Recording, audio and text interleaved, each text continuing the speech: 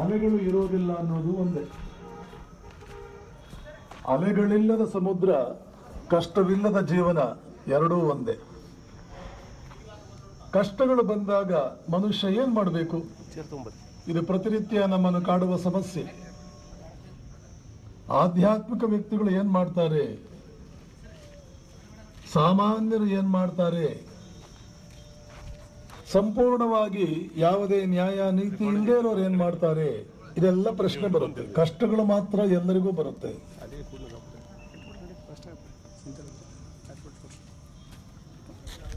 ಯಾರು ಜೀವನದಲ್ಲಿ ನ್ಯಾಯ ನೀತಿ ಅಷ್ಟು ಗಂಭೀರವಾಗಿ ತಗೊಂಡವರಲ್ಲ, ಅವರನ್ನು ಕಷ್ಟಗಳು ಬಹಳ ಕಾಡುವುದಿಲ್ಲ. ಅಷ್ಟೇ ಅಲ್ಲ, ಅವ್ರಿಗೆ ಕಷ್ಟಗಳು ಬರೋದು ಕಡಿಮೆನೆ. ನ್ಯಾಯ ಇಲ್ಲ, ಅನ್ಯಾಯ ಇಲ್ಲ, ಯಾವುದು ಬೇಕಾದ್ರೂ ನಡೆಯುತ್ತೆ. ನೀತಿ ಇಲ್ಲ, ಅನೀತಿ ಇಲ್ಲ, ಯಾವುದು ಬೇಕಾದ್ರೂ ನಡೆಯುತ್ತೆ. ಧರ್ಮವೂ ಇಲ್ಲ, ಅಧರ್ಮವೂ ಇಲ್ಲ, ಯಾವುದು ಬೇಕಾದ್ರೂ ನಡೆಯುತ್ತೆ. ಇಂಥ ವ್ಯಕ್ತಿಗಳಿಗೆ ಕಷ್ಟಗಳು ಬರೋದೇ ಕಡಿಮೆ. ಬಂದರೂ ಅದು ಬಹುಕಾಲ ನಿಲ್ಲೋದಿಲ್ಲ. ಇದು ನಾವೆಲ್ಲ ನೋಡ್ತೇವೆ. ಇದೇನು ವಿಚಿತ್ರ, ಭಗವಂತ ಇಂಥ ಒಂದು ವ್ಯವಸ್ಥೆಯನ್ನು ಮಾಡಿದಾನ, ಈ ರೀತಿ ಆಳ್ತಾನ. ಅವನು ಕಟ್ಟಿರ್ತಕ್ಕಂಥ ರಾಜ್ಯವನ್ನ, ಅವನು ಸೃಷ್ಟಿಸಿರ್ತಕ್ಕಂಥ ಪ್ರಪಂಚವನ್ನ ಪರಮಾತ್ಮ ಈ ರೀತಿ ಆಳ್ತಾನ. ಅದು ಪರಮಾತ್ಮನ ತಪ್ಪಲ್ಲ. ನ್ಯಾಯ ನೀತಿ ಧರ್ಮ ಅಧರ್ಮವನ್ನು ಗಾಳಿಗೆ ತೂರಿದಾರಲ್ಲ, ಅವರು ಏನಾದರೂ ಕಷ್ಟಗಳು ಬರುವ ಸಂದರ್ಭ ಬಂದ್ರೆ ಯಾವ ಮಾರ್ಗವನ್ನು ಅನುಸರಿಸಿ, ಎಷ್ಟು ಕೆಟ್ಟ ಮಾರ್ಗವೇ ಬೇಕಾದರೆ ಆಗಿರಲಿ, ಅದನ್ನು ಅನುಸರಿಸಿ ಕಷ್ಟಗಳಿಂದ ಪಾರಾಗಿಬಿಡ್ತಾರೆ. ಆದ್ದರಿಂದ ಅವ್ರ ಕಷ್ಟಗಳೇ ಇಲ್ಲ, ಇದ್ರೂ ಏನು ಬಂದು ಆ ಕಡೆ ಹೋಯ್ತಷ್ಟೇ, ಅವ್ರನ್ನೇನು ಬಹಳ ಕಾಡಲಿಲ್ಲ ಅಂತ ನಮ್ಗೆ ಅನಿಸುತ್ತೆ. ಅದಕ್ಕೆ ಅವರು ಮನುಷ್ಯ ಜನ್ಮ ಎತ್ತಿದವನು ತಲೆ ತಗ್ಗಿಸಬೇಕು ಅಂಥ ಒಂದು ಪ್ರಯತ್ನವನ್ನು ಮಾಡಿ, ಅಂಥದ್ದೊಂದು ಉಪಾಯವನ್ನು ಬೇಕಾದರೂ ಕಂಡುಕೊಂಡು ಕಷ್ಟಗಳು ಬಹುಕಾಲ ತಮ್ಮನ್ನು ಕಾಡದಂತೆ ನೋಡ್ಕೊಳ್ತಾರೆ.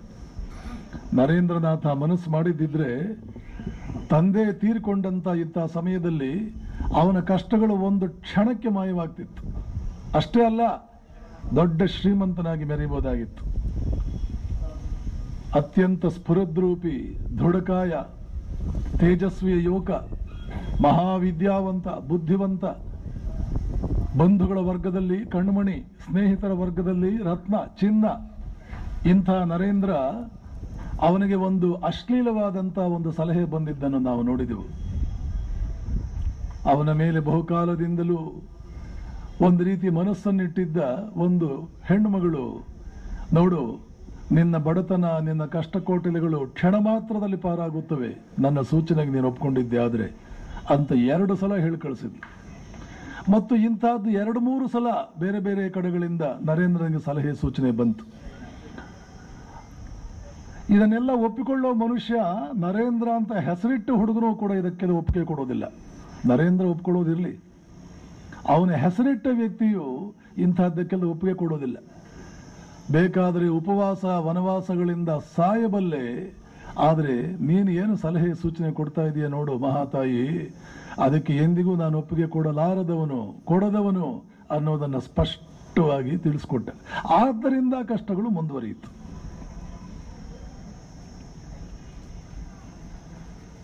ಕಷ್ಟಗಳು ಬಂದಾಗ ಮನುಷ್ಯ ಏನ್ ಮಾಡಬೇಕು? ನ್ಯಾಯ ನೀತಿಗಳನ್ನೆಲ್ಲ ಗಾಳಿಗೆ ತೂರಬೇಕಾ? ನಿಜವಾಗಿಯೂ ಕೂಡ ನಾವು ಯಾರು ಅಂತ ಗೊತ್ತಾಗೋದೆ ಮಹಾ ಕಷ್ಟಗಳು ಬಂದಾಗ, ಇಲ್ಲ ಮಹಾ ಸುಖ ಬಂದಾಗ. ಮಹಾ ಕಷ್ಟಗಳು ಬಂದಾಗ ನಮ್ಮದೇ ಆದ ಅನುಕೂಲವಾದ ತತ್ವಗಳನ್ನು ಸೃಷ್ಟಿಸ್ಕೊಳ್ತೇವೆ, ಅನುಕೂಲವಾದ ವೇದಾಂತಗಳನ್ನು ಸೃಷ್ಟಿಸ್ಕೊಳ್ತೇವೆ. ನನಗೆ ಅತ್ಯಂತ ಪರಿಚಯಸ್ಥರಾದಂಥ ಒಬ್ಬರು ಊರಿನ ಜಮೀನ್ದಾರರು, ಗೌಡ್ರು, ಉತ್ತರ ಕರ್ನಾಟಕದ ಕಡೆ, ನಾವೆಲ್ಲ ಉತ್ತರ ಕರ್ನಾಟಕದವರೇ ಅಲ್ವಾ, ಗೌಡ್ರು ಮನೆಯ ವ್ಯಕ್ತಿ ನನಗೆ ಹೇಳಿದ್ರು, ಸ್ವಾಮೀಜಿ 30-40 ವರ್ಷಗಳ ಹಿಂದೆ ಮಗ ಏನಾದರೂ ತಪ್ಪು ಮಾಡಿದ್ರೆ, ನಮ್ಮ ಕಾಕ ಇಲ್ಲಿ MLA ಇದ್ರು, ಮಿನಿಸ್ಟರ್ ಇದ್ರು, 30-40 ವರ್ಷಗಳ ಹಿಂದೆ ಮಗ ತಪ್ಪು ಮಾಡಿದ್ರೆ ತಂದೆಯಾದವನು ಕರ್ಕೊಂಡು ಬಂದು, ಗೌಡ್ರೆ 2 ಬಡೀರಿ, ಇವನಿಗೆ ಬಡಿದು ಬುದ್ಧಿ ಹೇಳ್ರಿ, ಇಂಥ ತಪ್ಪು ಮಾಡಿದ್ದಾನೆ ಅಂತ ಅಂತಿದ್ರು 40 ವರ್ಷಗಳ ಹಿಂದೆ. ಸುಮಾರು 20 ವರ್ಷಗಳ ಹಿಂದೆ ಇಂತಹದ್ದೊಂದು ತಪ್ಪು ಮಾಡಿದ್ದಾನೆ, ಇನ್ನೊಂದ್ಸಲ ಮಾಡಬೇಡ ಅಂತ ಹೇಳ್ಬಿಟ್ಟು ಅವನಿಗೆ ಎಚ್ಚರಿಕೆ ಕೊಡ್ರಿ. ಈಗೊಂದು ಸ್ವಲ್ಪ ಕ್ಷಮ ಮಾಡ್ರಿ, ಈಗೊಂದು ಕ್ಷಮ ಮಾಡ್ರಿ, ಇನ್ನು ಮುಂದೇನಾದ್ರೂ ಮಾಡಿದ್ರೆ ನೀನು ಕೈಕಾಲು ಮುರಿತೀನಿ ಅಂತ ಒಂದು ಸ್ವಲ್ಪ ಅಂಜಿಕೆ ಹಾಕ್ರಿ, ಈಗೊಂದು ಕ್ಷಮ ಮಾಡಿ ಕಳಿಸ್ರಿ ಅಂತ ಒಂದು 20 ವರ್ಷಗಳ ಹಿಂದೆ ಅಂತಿದ್ರು. ಸ್ವಾಮೀಜಿ ಇವತ್ತು ಹೇಗಿದೆ ಅಂದರೆ, ತಪ್ಪು ಮಾಡಿರೋ ಹುಡುಗನ ಕರ್ಕೊಂಡು ನಾವೇನಾದರೂ, ತಂದೆಯಂತೂ ಕರ್ಕೊಂಡು ಹತ್ರ ಬರೋದಿಲ್ಲ, ನಾವು ಯಾವುದಾದ್ರೂ ಒಂದು ವಿಚಾರದಲ್ಲಿ ಅವನನ್ನು ಹಿಡಿದು ಮನೆಗೆ ಕರ್ಕೊಂಡು ಬಂದು ದಂಡಿಸ್ತಾ ಇದ್ರೆ, ಅಥವಾ ಅವರ ಅಪ್ಪನನ್ನು ಕರೆಸಿದ್ರೆ ಅವರಪ್ಪ ಏನು ಹೇಳ್ತಾನೆ ಅಂತಂದ್ರೆ, ಯಾರೂ ಮಾಡದೇ ಇರೋ ನನ್ನ ಮಗ ಏನು ಮಾಡ್ಯಾನ್ರಿ, ಹೊಟ್ಟೆಗೆ ಹಾಕೋರಿ ಗೌಡ್ರೆ, ಯಾರೂ ಮಾಡದೇ ಇರೋ ನನ್ನ ಮಗ ಮಾಡ್ಯಾನೇನ್ರಿ, ಹೊಟ್ಟೆಗೆ ಹಾಕೋರಿ. ಇದೇ ಮನೆತನದ ವ್ಯಕ್ತಿ 40 ವರ್ಷಗಳ ಹಿಂದೆ 2 ಬಡೀರಿ, 2 ಬಡದ ಬುದ್ಧಿ ಹೇಳ್ರಿ ಗೌಡ್ರೆ ಅಂತಿದ್ದ. 20 ವರ್ಷಗಳ ಹಿಂದೆ ಈಗೊಂದು ಬಡೀರಿ ಅಥವಾ ಎಚ್ಚರಿಕೆ ಕೊಡ್ರಿ, ಮುಂದೆ ಮಾಡಬಾರದಂತ, ಮಾಡದೆ ನೋಡ್ಕೊಳ್ರಿ, 2 ಬಡೀರಿ, ಈಗೊಂದು ಎಚ್ಚರಿಕೆ ಅಂಜಿಕೆ ಹಾಕಿ ಕಳಿಸ್ರಿ. ಆದರೆ ಇವತ್ತು ತಂದೆ ಕರ್ಕೊಂಡು ಬರೋದಿಲ್ಲ, ಅಷ್ಟೇ ಅಲ್ಲ, ಬೇರೆ ಯಾರಾದರೂ ಕರ್ಕೊಂಡು ಬಂದು ನೋಡಿ ಇಂಥ ತಪ್ಪು ಮಾಡಿದಾನೆ ಅವನು ಅಂದರೆ, ಯಾರೂ ಮಾಡದೇ ಇರೋದು ನನ್ನ ಮಗ ಏನು ಮಾಡ್ಯಾನ, ಹೊಟ್ಟೆಗೆ ಹಾಕ್ಕೊಳ್ರಿ, ಹೊಟ್ಟೆಗೆ ಹಾಕ್ಕೊಳ್ರಿ. ನೈತಿಕತೆ ಹೀಗೆ ಕೆಳಕ್ಕೆ ಇಳಿತಾ ಇದೆ, ಕೆಳಕ್ಕೆ ಇಳಿತಾ ಇದೆ. ಇಂಥವ್ರಿಗೇನು ಕಷ್ಟ ಬರಲ್ಲ. ಏನು ಮಾಡಬೇಕು ಮನುಷ್ಯ? ನ್ಯಾಯ, ನೀತಿ, ಗೌರವ, ಆತ್ಮಗೌರವ ಇದನ್ನೆಲ್ಲ ಇಟ್ಕೊಂಡಿರ್ತಕ್ಕಂಥ ಮನುಷ್ಯ ಕಷ್ಟಗಳು ಬಂದರೆ ಏನು ಮಾಡಬೇಕು? ಸಜ್ಜನರಿಗೆ ಸನ್ಮಾರ್ಗದಲ್ಲಿ ನಡಿಬೇಕು ಅಂತಿರೋರಿಗೆ ಕಷ್ಟಗಳು ಬಂದರೆ 2 ಮಾರ್ಗ ಇರೋದು. ಒಂದು, ಭಗವಂತನಲ್ಲಿ ಶರಣಾಗುವುದು, ಬಂದಿದ್ದೆಲ್ಲ ನಿನ್ನ ಪ್ರಸಾದ, ಈ ಕಷ್ಟಗಳನ್ನು ನನಗೆ ಯಾಕೆ ಕೊಟ್ಟೆ, ನಾನು ಏನು ತಪ್ಪು ಮಾಡಿದೆ, ಕಷ್ಟಗಳನ್ನು ಕೊಡು, ಆದರೆ ಜೊತೆಗೆ ಅದನ್ನು ಸಹಿಸಿಕೊಳ್ಳೋ ಶಕ್ತಿಯನ್ನು ಕೊಡು, ಸಹಿಸಿಕೊಳ್ಳೋ ಶಕ್ತಿ ಕೊಟ್ಟು ಅದು ಎಷ್ಟು ಕಷ್ಟಗಳನ್ನು ಕೊಡ್ತೀಯೋ ಕೊಡು. ಹೀಗೆ ಬೇಡಬೇಕು ಅಂತ ಹಿರಿಯರು, ಮಹಾತ್ಮರು, ಆರ್ಯರು ನಮಗೆ ತಿಳಿಸ್ಕೊಟ್ಟಿದ್ದಾರೆ. ಕಷ್ಟಗಳನ್ನು ಕೊಡು, ನನ್ನ ಪಾಲಿಗೆ ಕಷ್ಟ ಬರೋದೇ ಇದ್ರೆ ಕೊಡು, ಜೊತೆಗೆ ಅದನ್ನು ಸಹಿಸಿಕೊಳ್ಳೋ ಶಕ್ತಿ ಕೊಡು. ಇದನ್ನು ಪರಮಾತ್ಮನನ್ನು ಕೇಳ್ಕೋಬೇಕು. ಪೂಜೆ ಪುನಸ್ಕಾರಗಳನ್ನು ಮಾಡಿ ಇಂತಿಂಥ ತೊಂದರೆಗೆ ಇಂತಿಂಥ ಪೂಜೆ ಪುನಸ್ಕಾರ ಅಂತ ನಮ್ಮಲ್ಲಿದೆ. ಇಂತಿಂಥ ಕಷ್ಟಕ್ಕೆ ಇಂತಿಂಥ ದೇವರು ಪರಿಹಾರ ಕೊಡ್ತಾರೆ ಅಂತ ನಮ್ಮಲ್ಲಿದೆ. ಉದಾಹರಣೆಗೆ ದಕ್ಷಿಣ ಕನ್ನಡ ಜಿಲ್ಲೆಯಲ್ಲಿ ಒಂದು ಸರ್ಪಕ್ಕೆ ಸಂಬಂಧಪಟ್ಟಂಥ ಸರ್ಪ ಕಾಯಿಲೆ ಅಂತಲೂ ಏನೋ ಒಂದು ಬರುತ್ತದೆ. ಸರ್ಪ ಹುಣ್ಣು ದೇಶದ ಮೂಲೆಯಿಂದ ಜನ ಬಂದು ಅಲ್ಲಿ ಸುಬ್ರಹ್ಮಣ್ಯದಲ್ಲಿ ಸೇವೆ ಸಲ್ಲಿಸ್ತಾರೆ, ಅದು ಹೋಗುತ್ತೆ. ಮೂಲೆಯಿಂದ ಬರ್ತಾರೆ ಜನ, ಅಲ್ಲಿ ಸೇವೆ ಸಲ್ಲಿಸ್ತಾರೆ, ಹೋಗುತ್ತದೆ. ಹೀಗೆಲ್ಲ ಇದೆ ಈ ದೇಶದಲ್ಲಿ. ಸುಮ್ಮನೆ ಸಾವಿರಾರು ವರ್ಷಗಳ ಕಾಲ ಒಂದು ಪದ್ಧತಿ, ಒಂದು ಸಂಪ್ರದಾಯ ಉಳಿಯೋದಿಲ್ಲ. ಅಲ್ಲಿ ಏನೋ ಸತ್ವ ಇರೋದ್ರಿಂದ, ಜನರಿಗೆ ಒಂದು ಭರವಸೆ ಇರೋದ್ರಿಂದ ಇದೆಲ್ಲ ಕೂಡ ಉಳ್ಕೊಂಡು ಬಂದಿದೆ. ನಾನೇ ವಿವಾಹವಾಗಿ ಎಷ್ಟೋ ವರ್ಷಗಳಾದರೂ ಮಕ್ಕಳಾಗದೇ ಇರತಕ್ಕಂಥ ವ್ಯಕ್ತಿಗಳಿಗೆಲ್ಲ ನಾನೇ ಶ್ರೀಮಾತೆ ಶಾರದಾ ದೇವಿಯವರ ಫೋಟೋ ಇಟ್ಕೊಳ್ಳಿ, ದುರ್ಗಾ ಸಪ್ತಶತಿ ಪಾರಾಯಣ ಮಾಡಿ, ಒಂದು 48 ದಿನ ಮಾಡಿ, ನಿಸ್ಸಂಶಯವಾಗಿಯೂ ನೀವು ತಾಯಿ ಆಗ್ತೀರಿ. ಅದೂ ಆಗಲಿಲ್ಲ ಅಂದರೆ ಇನ್ನೊಂದು 48 ದಿನ ಮಾಡಿ, ಅದೂ ಆಗಲಿಲ್ಲ ಅಂದರೆ ಇನ್ನೊಂದು 48 ದಿನ ಮಾಡಿ, ನಿಮ್ಮ ಇಷ್ಟಾರ್ಥಗಳಲ್ಲಿ ನೆರವೇರುತ್ತೆ. ಒಂದು 20-30 ಜನರಿಗೆ ನಾನು ಹೇಳಿರಬೇಕು. ಇಲ್ಲಿವರೆಗೆ ಒಬ್ಬರಾದರೂ ನಿಮ್ಮ ಮಾತು ಕೇಳಿದೆಯಾ ಸ್ವಾಮೀಜಿ, ನನಗೇನು ಪ್ರಯೋಜನ ಆಗಲಿಲ್ಲ ಅಂತ ಒಬ್ಬರೂ ಬಂದು ಹೇಳಿದವರಿಲ್ಲ. ಪರಮಾತ್ಮ ಅಂತ ಒಂದಿದ್ದಾನೆ, ಒಂದು ಶಕ್ತಿ ಇದೆ. ಜಗನ್ಮಾತೆ ಅಂತ ಒಬ್ಬಳಿದಾಳೆ, ಶಾರದಾ ಮಾತೆ ಅಂತ ಒಬ್ಬಳಿದಾಳೆ. ಅವಳೇ ಹೇಳಿದಾಳೆ, ನಿನ್ನ ಕಷ್ಟ ಕಾಲದಲ್ಲಿ ನಾನು ಯಾಕೆ ಹೆದರ್ಲಿ, ನನಗೊಬ್ಬಳು ಅಮ್ಮ ಇದ್ದಾಳೆ ಅಂತ ಧೈರ್ಯ ತಂದುಕೋ, ನಾನು ಬಂದು ನಿನ್ನನ್ನು ಕಾಪಾಡ್ತೇನೆ. ಹೆದರಬೇಡ, ಕಷ್ಟ ಬಂತು ಅಂತ ಸನ್ಮಾರ್ಗ ಬಿಡಬೇಡ, ದುರ್ಮಾರ್ಗಕ್ಕೆ ಹೋಗಬೇಡ. ಭಕ್ತ ಜನರು, ಭಗವಂತನನ್ನು ಮೆಚ್ಚಿಸಬೇಕು ಅಂತಿರೋರು, ಭಗವಂತನಿಗೋಸ್ಕರವೇ ಬದುಕ್ತಾ ಇರತಕ್ಕಂಥವರು, ಜೀವನದ ಏಕಮೇವ ಗುರಿ ಭಗವಂತನನ್ನು ಮೆಚ್ಚಿಸೋದು. ಜೀವನದ ಏಕಮೇವ ಗುರಿ ಅವನ ಕೃಪೆಯಿಂದ ನಾವು ದೊಡ್ಡವರಾಗೋದು. ಸಾಮಾನ್ಯನು ಅಸಾಮಾನ್ಯನಾಗುವುದಕ್ಕೆ, ಯಃಕಶ್ಚಿತ್ ಮನುಷ್ಯನು ಅದ್ಭುತ ವ್ಯಕ್ತಿಯಾಗುವುದಕ್ಕೆ 1000 ಮಾರ್ಗಗಳಿವೆ. ಅತ್ಯಂತ ಸುಲಭ ಮಾರ್ಗ, ಪರಿಣಾಮಕಾರಿ ಮಾರ್ಗ ಮತ್ತು ಕ್ಷೇಮಕರವಾದ ಮಾರ್ಗ ಯಾವುದು ಅಂದರೆ ಜಗತ್ತನ್ನೇ ಆಳ್ತಾ ಇರತಕ್ಕಂಥ ಮಹಾಶಕ್ತಿಯ ಸಹಾಯವನ್ನು ಪಡ್ಕೊಳ್ಳೋದು. ಅದನ್ನೇ ನಾವು ಪರಮಾತ್ಮ ಅಂತ ಕರಿತೇವೆ.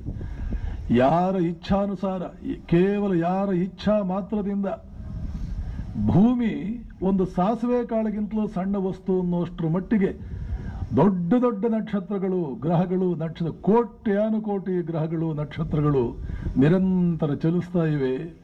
ಎಲ್ಲಿಯಾದರೂ ಯಾವತ್ತಾದರೂ ಒಂದು ದಿನ ಒಂದು ಅಪಘಾತ ಆಗಿದೆ, ಒಂದು ಅವಘಡ ಆಗಿದೆ ಅಂತ ಸುದ್ದಿ ಇಲ್ಲ. ಯೋಚನೆ ಮಾಡಿ, ಒಂದು 10 ಗ್ರಾಮ್ ತೂಕ ಇರತಕ್ಕಂಥ ಒಂದು ಪದಾರ್ಥವನ್ನ ಯಾವ ವಸ್ತುವಿನ ಆಸರೆಯೂ ಇಲ್ಲದೆ, ಯಾವ ವಸ್ತುವಿನ ಆಧಾರವೂ ಇಲ್ಲದೆ, ಸಪೋರ್ಟ್ ಇಲ್ಲದೆ ಖಾಲಿ ಆಕಾಶದಲ್ಲಿ 2 ನಿಮಿಷ ನಿಲ್ಲಿಸುವ ಶಕ್ತಿ ಈ ಜಗತ್ತಿನಲ್ಲಿ ಯಾವುದೂ ಇಲ್ಲ. ಹಾಗೆ ನಿಲ್ಲಿಸಬೇಕು ಅಂದ್ರೆ ಇನ್ನಿಲ್ಲದ ಕಷ್ಟಪಡಬೇಕು. ಒಂದು ಏರೋಪ್ಲೇನ್ ಒಂದ್ ಕಡೆ ನಿಂತ್ಕೋಬಹುದು, ಒಂದು ಹೆಲಿಕಾಪ್ಟರ್ ನಿಂತ್ಕೋಬಹುದು. ಎಷ್ಟೊತ್ತು ನಿಲ್ಲಬಲ್ಲದು? ಈ ಏರೋಪ್ಲೇನು, ಈ ಹೆಲಿಕಾಪ್ಟರ್ ಕಂಡು ಹಿಡಿದವ ನಮಗೆ ಬಹಳ ದೊಡ್ಡ ಮನುಷ್ಯ. ಭೂಮಿಯನ್ನು ಲೆಕ್ಕ ಹಾಕಿ ಎಷ್ಟು ಭಾರದ ಪದಾರ್ಥ ಇದು. ಯಾವ ಆಧಾರವೂ ಇಲ್ಲದೆ ಆಕಾಶದಲ್ಲಿ ನಿಂತಿದೆ. ಅಷ್ಟೇ ಅಲ್ಲ, ಎಷ್ಟು ವೇಗವಾಗಿ ಸುತ್ತುತ್ತಾ ಇದೆ. ಇಂಥ ಗ್ರಹಗಳು, ಎಷ್ಟು ಗ್ರಹಗಳು ಸೂರ್ಯನ ಸುತ್ತಲೂ ಎಷ್ಟು ವೇಗವಾಗಿ ಸುತ್ತುತ್ತಾ ಇದೆ. ಯಾವತ್ತಾದರೂ ಒಂದು ದಿನ ಎಲ್ಲಿಯಾದರೂ ಟ್ರಾಫಿಕ್ ಲೈಟ್ ಬಂದು ಅವೆಲ್ಲ ಒಂದ್ ಕಡೆ ನಿಂತಿದೆಯಾ? ಆಕ್ಸಿಡೆಂಟ್ ಆಗಿದೆಯಾ? ಈ ಸೌರವ್ಯೂಹ, ಈ ಸೌರಮಂಡಲ, ಸೂರ್ಯ ಸುತ್ತ ಇರತಕ್ಕಂಥ 9 ಗ್ರಹಗಳು ಒಂದು ಧೂಳಿನಷ್ಟು ಸಣ್ಣದು. ವಿಶ್ವಕ್ಕೆ ಹೋಲಿಸಿದರೆ ಇಡೀ ಸೌರವ್ಯೂಹ ಒಂದು ಧೂಳಿನ ಕಣ. ಭೂಮಿಯನ್ನ, ಸೌರವ್ಯೂಹವನ್ನ ಒಂದು ಧೂಳಿನ ಕಣ ಅಂತ ನಾವು ಇಟ್ಕೊಂಡ್ರೆ ಬಹುಶಃ ಈ ಆಕಾಶದಷ್ಟು ಬೆಟ್ಟ ಅಲ್ಲ, ಈ ಭೂಮಿಯಷ್ಟು ದೊಡ್ಡದು ಈ ವಿಶ್ವ, ಈ ಭೂಗ್ರಹದಷ್ಟು ದೊಡ್ಡದು ಈ ವಿಶ್ವ.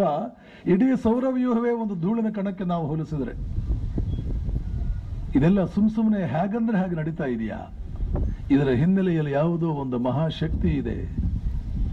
ಲೀಲಾಜಾಲವಾಗಿ ಆ ಶಕ್ತಿ ಇದನ್ನೆಲ್ಲ ನಡೆಸಿಕೊಂಡು ಹೊರಟಿದೆ.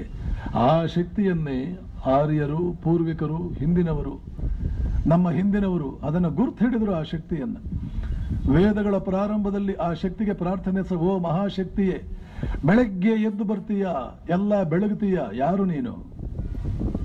ಓ ಮಹಾಶಕ್ತಿಯೇ, ಆಕಾಶದಲ್ಲಿ ಗುಡುಗುತ್ತೀಯ, ಕ್ಷಣಕಾಲದಲ್ಲಿ ಭೂಮಿಯನ್ನೆಲ್ಲ ಸಮುದ್ರ ಮಾಡುತ್ತೀಯ, ಯಾರು ನೀನು? ಓ ನೀರೇ, ಯಾರು ನೀನು? ಬೆಂಕಿಯನ್ನು ಕಂಡುಹಿಡಿದ ಮೇಲೆ ಮನುಷ್ಯ ದಿಗ್ಮೂಢನಾದ. ಎಷ್ಟು ಅನುಕೂಲಗಳಿದೆ ಈ ಬೆಂಕಿಯಿಂದ. ಕಾಡು ಪ್ರಾಣಿಗಳನ್ನು ದೂರ ಇಡಬಹುದಾಗಿತ್ತು. ಹಳೆ ಕಾಲ ಶಿಲಾಯುಗದ ಮಾನವ ಪ್ರಾಣಿಗಳಿಂದ ರಕ್ಷಣೆ ಪಡ್ಕೊಂಡಿದ್ದೇ ಬೆಂಕಿಯಿಂದ. ಯಾವ ಕ್ಷಣದಲ್ಲೂ ಯಾವುದೇ ಪ್ರಾಣಿ ಬಂದು ಇಡೀ ಕುಟುಂಬವನ್ನೇ ತಿಂದು ಹೋಗ್ಬಿಡ್ತಾ ಇತ್ತು. ಒಂದು ನಿಮಿಷದಲ್ಲಿ ತನ್ನ ಕುಟುಂಬವನ್ನು ಕಳ್ಕೊಳ್ತಾ ಇದ್ದಂತಹ ಮನುಷ್ಯನಿಗೆ ದೊಡ್ಡ ಶಕ್ತಿಯಾಗಿ, ಆಸರೆಯಾಗಿ ಅವನನ್ನು ಕಾಪಾಡಿದ್ದು ಅಗ್ನಿ, ಬೆಂಕಿ. ಆದ್ದರಿಂದಲೇ ವೇದಗಳ ಮೊದಲನೇ ಶ್ಲೋಕ ಅಗ್ನಿಯನ್ನು ಕುರಿತೇ ಆಗಿದೆ. ಅಗ್ನಿಮೀಳೆ ಪುರೋಹಿತಂ ಯಜ್ಞಸ್ಯ ದೇವ ಮೃತ್ಯುಜಂ ಹೋತಾರಂ ರತ್ನಧಾತಮಂ. ನೀನು ಪುರದ ಹಿತ ಮಾಡುವವನು, ಜನಾಂಗ, ಕಮ್ಯುನಿಟಿ, ಸಮುದಾಯದ ಹಿತ ಮಾಡುವಂತ ಮಹಾತ್ಮ ನೀನು. ಅಗ್ನಿ ಪುರೋಹಿತ ಅಂದ್ರೆ ಕಮ್ಯುನಿಟಿಗೆ ಹಿತವನ್ನು ಮಾಡುವವನು, ನಿರಂತರ ಅದರ ಹಿತಕ್ಕೆ ಬಯಸುವವನು, ಅದರ ಹಿತಕ್ಕೆ 108 ಉಪಾಯಗಳನ್ನು ಕಂಡು ಹಿಡಿಯುವವನು, ಅದರಲ್ಲೇ ತನ್ನನ್ನು ತೊಡಗಿಸಿಕೊಳ್ಳುವವನು. ಇದೆಲ್ಲ ಅರ್ಥಗಳು ಬರುತ್ತೆ. ನೀನು ಅಂಥ ಮಹಾತ್ಮ ಅಗ್ನಿ. ಯಾವ ಪ್ರಾಣಿಯೂ ನನ್ನ ಹತ್ರ ಬರಲಾರದು ಈಗ. ಅಷ್ಟೇ ಅಲ್ಲ, ಆ ಹಳೆ ಕಾಲದಲ್ಲಿ, ಶಿಲಾಯುಗದ ಕಾಲದಲ್ಲಿ ಹಸಿದ ಮಾಂಸವನ್ನು ತಿಂತಾ ಇದ್ದಂಥ ಮನುಷ್ಯನಿಗೆ ಅಗ್ನಿಯ ಪರಿಚಯವಾದ ಮೇಲೆ ಅವನ ಆಹಾರದ ರುಚಿನೇ ಬದಲಾವಣೆಯಾಗಿ ಹೋಯಿತು.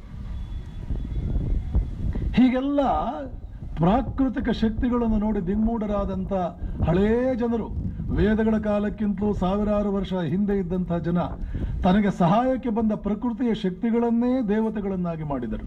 ವೇದಗಳಲ್ಲಿ ಬರೋದೇ ಪ್ರಕೃತಿ ದೇವತೆಗಳು. ಅಗ್ನಿ, ವಾಯು, ಇಂದ್ರ, ಆಕಾಶದಲ್ಲಿ ಗುಡುಗುವವನು ಇಂದ್ರ.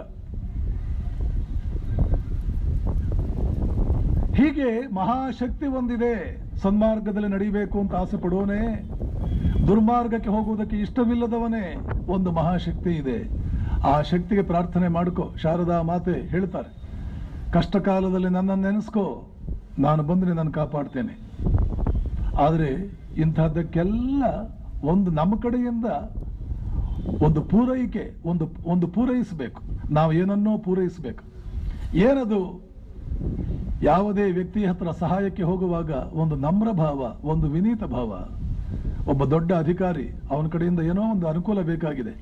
ಹೇಗಂದ್ರೆ ಹೋಗಿ ಅವನ ಮುಂದೆ ನಿಂತ್ಕೊಂಡ್ರೆ ಹೇಗಂದ್ರೆ ಹೋಗಿ ಅವನ ಜೊತೆ ಮಾತನಾಡಿದರೆ, ಹೇಗಂದ್ರೆ ಹಾಗೆ ಅವನ ಮುಂದೆ ವರ್ತಿಸಿದರೆ ನಮ್ಮ ಕೆಲಸ ಮಾಡಿಕೊಡ್ತಾನೆ ಅವನು. ಅವನು ಮೆಚ್ಚುವ ರೀತಿಯಲ್ಲಿ ನಮ್ಮ ಮಾತು, ಅವನು ಮೆಚ್ಚುವ ರೀತಿಯಲ್ಲಿ ನಮ್ಮ ನಡವಳಿಕೆ, ಅವನು ಮೆಚ್ಚುವ ರೀತಿಯಲ್ಲಿ ನಮ್ಮ ಕಷ್ಟದ ಅರಿಕೆ, ಅದು ಅವನಿಗಾಗೋದು ಬೇಡವಾ? ಅವನಿಗೆ ಅರ್ಥವಾಗುವ ರೀತಿಯಲ್ಲಿ, ಹೌದಲ್ಲ ಪಾಪ ಇವನಿಗೆ ಸಹಾಯ ಮಾಡೋಣ ಅನ್ನೋ ರೀತಿಯಲ್ಲಿ ನಮ್ಮ ನಡವಳಿಕೆ ಇರೋದು ಬೇಡವಾ?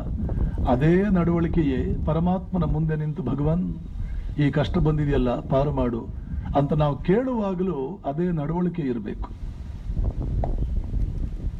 Common sense. ಪರಮಾತ್ಮ ಯಾವುದೇ ಕಾಲದಲ್ಲಿ ಎಂಥ ಯಾರು ಕೈ ಬಿಟ್ಟರೂ ಕೂಡ, ಯಾರು ಪ್ರಹ್ಲಾದನನ್ನು ಯಾರು ಕೈ ಎತ್ತಿ ಹಿಡಿದ್ರು ಆ ಮಗುವಿಗೆ ಇನ್ನಿಲ್ಲದಂತೆ ತೊಂದರೆ ಕೊಟ್ಟನಲ್ಲ ಹೆತ್ತ ತಂದೆ. ಒಂದೊಂದು ಸಂದರ್ಭದಲ್ಲೂ ಅವನನ್ನು ಕಾಪಾಡಿದವರು ಯಾರು? ದ್ರೌಪದಿಯ ಮಾನವನ್ನು ರಕ್ಷಣೆ ಮಾಡಿದವರು ಯಾರು? ಗಂಡುಗಳು ಮಾಡಿದ್ರೆ, ವೀರಾಧಿವೀರ ಗಂಡಂದಿರು ಯಾರು ಬಂದರು ಸಹಾಯಕ್ಕೆ? ಆದ್ದರಿಂದ ಗಂಡನ ಸ್ಥಾನದಲ್ಲಿ ನಿಂತು, ತಂದೆಯ ಸ್ಥಾನದಲ್ಲಿ ನಿಂತು, ತಾಯಿಯ ಸ್ಥಾನದಲ್ಲಿ ನಿಂತು, ಗುರುವಿನ ಸ್ಥಾನದಲ್ಲಿ ನಿಂತು ಕಾಪಾಡುವ ಮಹಾತ್ಮನೇ, ನಿರಂತರ ನಿನ್ನ ಗಮನ ನಮ್ಮ ಕಡೆಗಿರಲಿ, ನಮ್ಮ ಗೌರವ ನಿನ್ನ ಕಡೆಗಿರಲಿ ಅಂತ ನೂರಾರು ಸಾವಿರಾರು ಪ್ರಾರ್ಥನೆಗಳು ವೇದಗಳಲ್ಲಿ ಬರುತ್ತವೆ. ಅದೇ ಜಾಡನ್ನು ಅನುಸರಿಸಿ ಮುಂದೆ ಬಂದ ಮಹಾತ್ಮರು ಆ ಪ್ರಾರ್ಥನೆಗಳನ್ನು ಮಾಡಿದ್ದಾರೆ. ಹೀಗಾಗಿ ಕಷ್ಟಗಳು ಬಂದಾಗ ಇರತಕ್ಕಂಥ ಇನ್ನೊಂದು ಉಪಾಯವೇನು? ಪರಮಾತ್ಮನಲ್ಲಿ ಶರಣಾಗಿ ಯಾವ ಕಷ್ಟಗಳೂ ಬಾರದಂತೆ, ಒಂದು ವೇಳೆ ಬಂದರೂ ಕೂಡ ಅದನ್ನು ಸಹಿಸಿಕೊಳ್ಳುವ ಶಕ್ತಿ ನಮ್ಮಲ್ಲಿರುವಂತೆ ಮತ್ತು ಆ ಕಷ್ಟಗಳ ಭರಾಟೆಯಲ್ಲಿ ನಿನ್ನನ್ನು ನಾವು ಮರೆತು ಹೋಗದಂತೆ ನಮಗೆ ಒಂದು ಸದ್ಬುದ್ಧಿಯನ್ನು ಕೊಡು ಪರಮಾತ್ಮ. ಪ್ರತಿಯೊಬ್ಬರೂ ಕೇಳಬೇಕಾದ ಆಧ್ಯಾತ್ಮಿಕ ಜೀವನವನ್ನು ಗಂಭೀರವಾಗಿ ತಗೊಂಡವರು ಆ ಕಷ್ಟಗಳನ್ನೇ ಒಂದು ಹಾದಿಯನ್ನಾಗಿ ಮಾಡಿಕೊಂಡು ಅದನ್ನೇ ಒಂದು ವರವನ್ನಾಗಿಸಿಕೊಳ್ಳಬೇಕು. ಎಷ್ಟಾದರೂ ಈ ಪ್ರಪಂಚ ಇಷ್ಟೇ ತಾನೇ, ಈ ಪ್ರಪಂಚವನ್ನು ನೆಚ್ಚಿಕೊಂಡ್ರೆ ಇಷ್ಟೇ ತಾನೇ, ಇದು ಶಾಶ್ವತವಾದ ಆನಂದವನ್ನು ಕೊಡುವ ಯೋಗ್ಯತೆ ಈ ಪ್ರಪಂಚಕ್ಕಿಲ್ಲ. ನರೇಂದ್ರನಿಗೆ ಇದು ಅನಿಸ್ತಾ ಇದೆ. ನನ್ನ ತಂದೆ ಬದುಕಿದ್ದಾಗ ಎಷ್ಟು 100 ಜನ ಅವನಿಂದ ಸಹಾಯವನ್ನು ಪಡ್ಕೊಂಡವರು, ಎಷ್ಟು ನೂರಾರು ಬಂಧುಗಳು ನನ್ನ ತಂದೆಯಿಂದ ಸಹಾಯವನ್ನು ಪಡ್ಕೊಂಡವರು. ಇವತ್ತು ನಮ್ಮ ಕಷ್ಟ ಕಾಲದಲ್ಲಿ ಒಬ್ಬರಾದರೂ ನಮಗೆ ನಮ್ಮ ಸಹಾಯಕ್ಕೆ, ಈ ಪ್ರಪಂಚ ಇಷ್ಟೇ ತಾನೇ, ಈ ಪ್ರಪಂಚ ಇಷ್ಟೇ ತಾನೇ. ಓಹೋ, ಬಹಳ ಗಂಭೀರವಾಗಿ ತಗೊಳ್ಬೇಕಾದಲ್ಲ ಈ ಪ್ರಪಂಚವನ್ನ. ಏನೋ ಬಂದಿದ್ದೀವಿ, ನಮ್ಮ ಕರ್ತವ್ಯಗಳನ್ನು ನಾವು ಮಾಡ್ಕೋಬೇಕು, ಆದರೆ ನೆಚ್ಚಿಕೊಳ್ಳಬಹುದಾದಲ್ಲ. ಪ್ರತಿಯೊಬ್ಬ ಮನುಷ್ಯನು ಜೀವನದಲ್ಲಿ ಅರ್ಥ ಮಾಡಿಕೊಳ್ಳಬೇಕು. ಏನದು? ಈ ಜಗತ್ತು ನೆಚ್ಚಿಕೊಳ್ಳಬಹುದಾದಲ್ಲ. ಇರಲಿ, ಅದನ್ನು ತ್ಯಜಿಸಬೇಡ ಅಂತಲ್ಲ. ಪ್ರಪಂಚ ತ್ಯಾಗ ಮಾಡು, ಸನ್ಯಾಸಿಯಾಗು, ಅದನ್ನು ನಾನು ಹೇಳ್ತಾ ಇಲ್ಲ. ಮಾಡೋರಿದ್ರೆ ಸಂತೋಷ. ಯಾವುದನ್ನು ನೆಚ್ಚಿಕೊಳ್ಳಲಾರದ್ದೋ, ನೆಚ್ಚಿಕೊಳ್ಳುವುದಕ್ಕೆ ಯೋಗ್ಯತೆ ಇಲ್ಲದ್ದೋ, ನೆಚ್ಚಿಕೊಳ್ಳಬಹುದು ಅಲ್ಲವೋ, ಅದನ್ನು ತ್ಯಜಿಸೋದ್ರಲ್ಲಿ ಏನಂತ ಅಪಾಯವಿದೆ? ತಪ್ಪೇನಿದೆ? ಬಿಟ್ಬಿಡೋದು. ಅವನು ಏನು ನೆಚ್ಚಿಕೊಂಡು, ಯಾವತ್ತೂ ನೆಚ್ಚಿಕೊಳ್ಳಬಹುದಾದ ಒಂದು ವಸ್ತು ಇದೆ, ಯಾವತ್ತೂ ನೆಚ್ಚಿಕೊಳ್ಳೋದಕ್ಕೆ ಸಾಧ್ಯವಿಲ್ಲ ಇದನ್ನ ಅನ್ನುವಂಥ ಇನ್ನೊಂದು ವಸ್ತು ಇದೆ. ಈ ವಸ್ತುವನ್ನು ಪಕ್ಕಕ್ಕಿಟ್ಟು ಆ ವಸ್ತುವನ್ನು ನೆಚ್ಚಿಕೊಂಡ್ರೆ ಆಯಿತು. ಇನ್ನೊಂದು ವಸ್ತು ನಿರಂತರ ನೆಚ್ಚಿಕೊಳ್ಳಬಹುದಾದ್ದು, ಅದನ್ನು ನೆಚ್ಚಿಕೊಂಡ್ರೆ ಆಯಿತು. ನೆಚ್ಚಿಕೊಳ್ಳೋದಂತೂ ಸರಿಯೇ, ನಾನೊಬ್ಬನೇ ಬದುಕಲಾರೆ ಸ್ವತಂತ್ರವಾಗಿ, ನನಗೊಂದು ಆಸರೆ ಆಧಾರ ಬೇಕು. ಯಾವ ಆಧಾರ, ಯಾವ ಆಸರೆ ಎಂದಿಗೂ ನನ್ನ ಕೈ ಬಿಡುವುದಿಲ್ವೋ ಆ ಆಧಾರ, ಆ ಆಸರೆಯ ಕಡೆಗೆ ನನ್ನ ಮುಖ ತಿರುಗಿಸಬೇಕೇ ಹೊರತು ಇವತ್ತಿದೆ ನಾಳೆ ಇಲ್ಲ ಅನ್ನೋದರ ಆಸರೆ ನನಗೆ ಯಾಕೆ? ಇದು ವಿವೇಕಿಯ ಮನಸ್ಸು, ವಿವೇಕಿಯ ಅಂಬೋಣ, ವಿವೇಕಿ ಯೋಚನೆ ಮಾಡೋದು ಹೀಗೆ.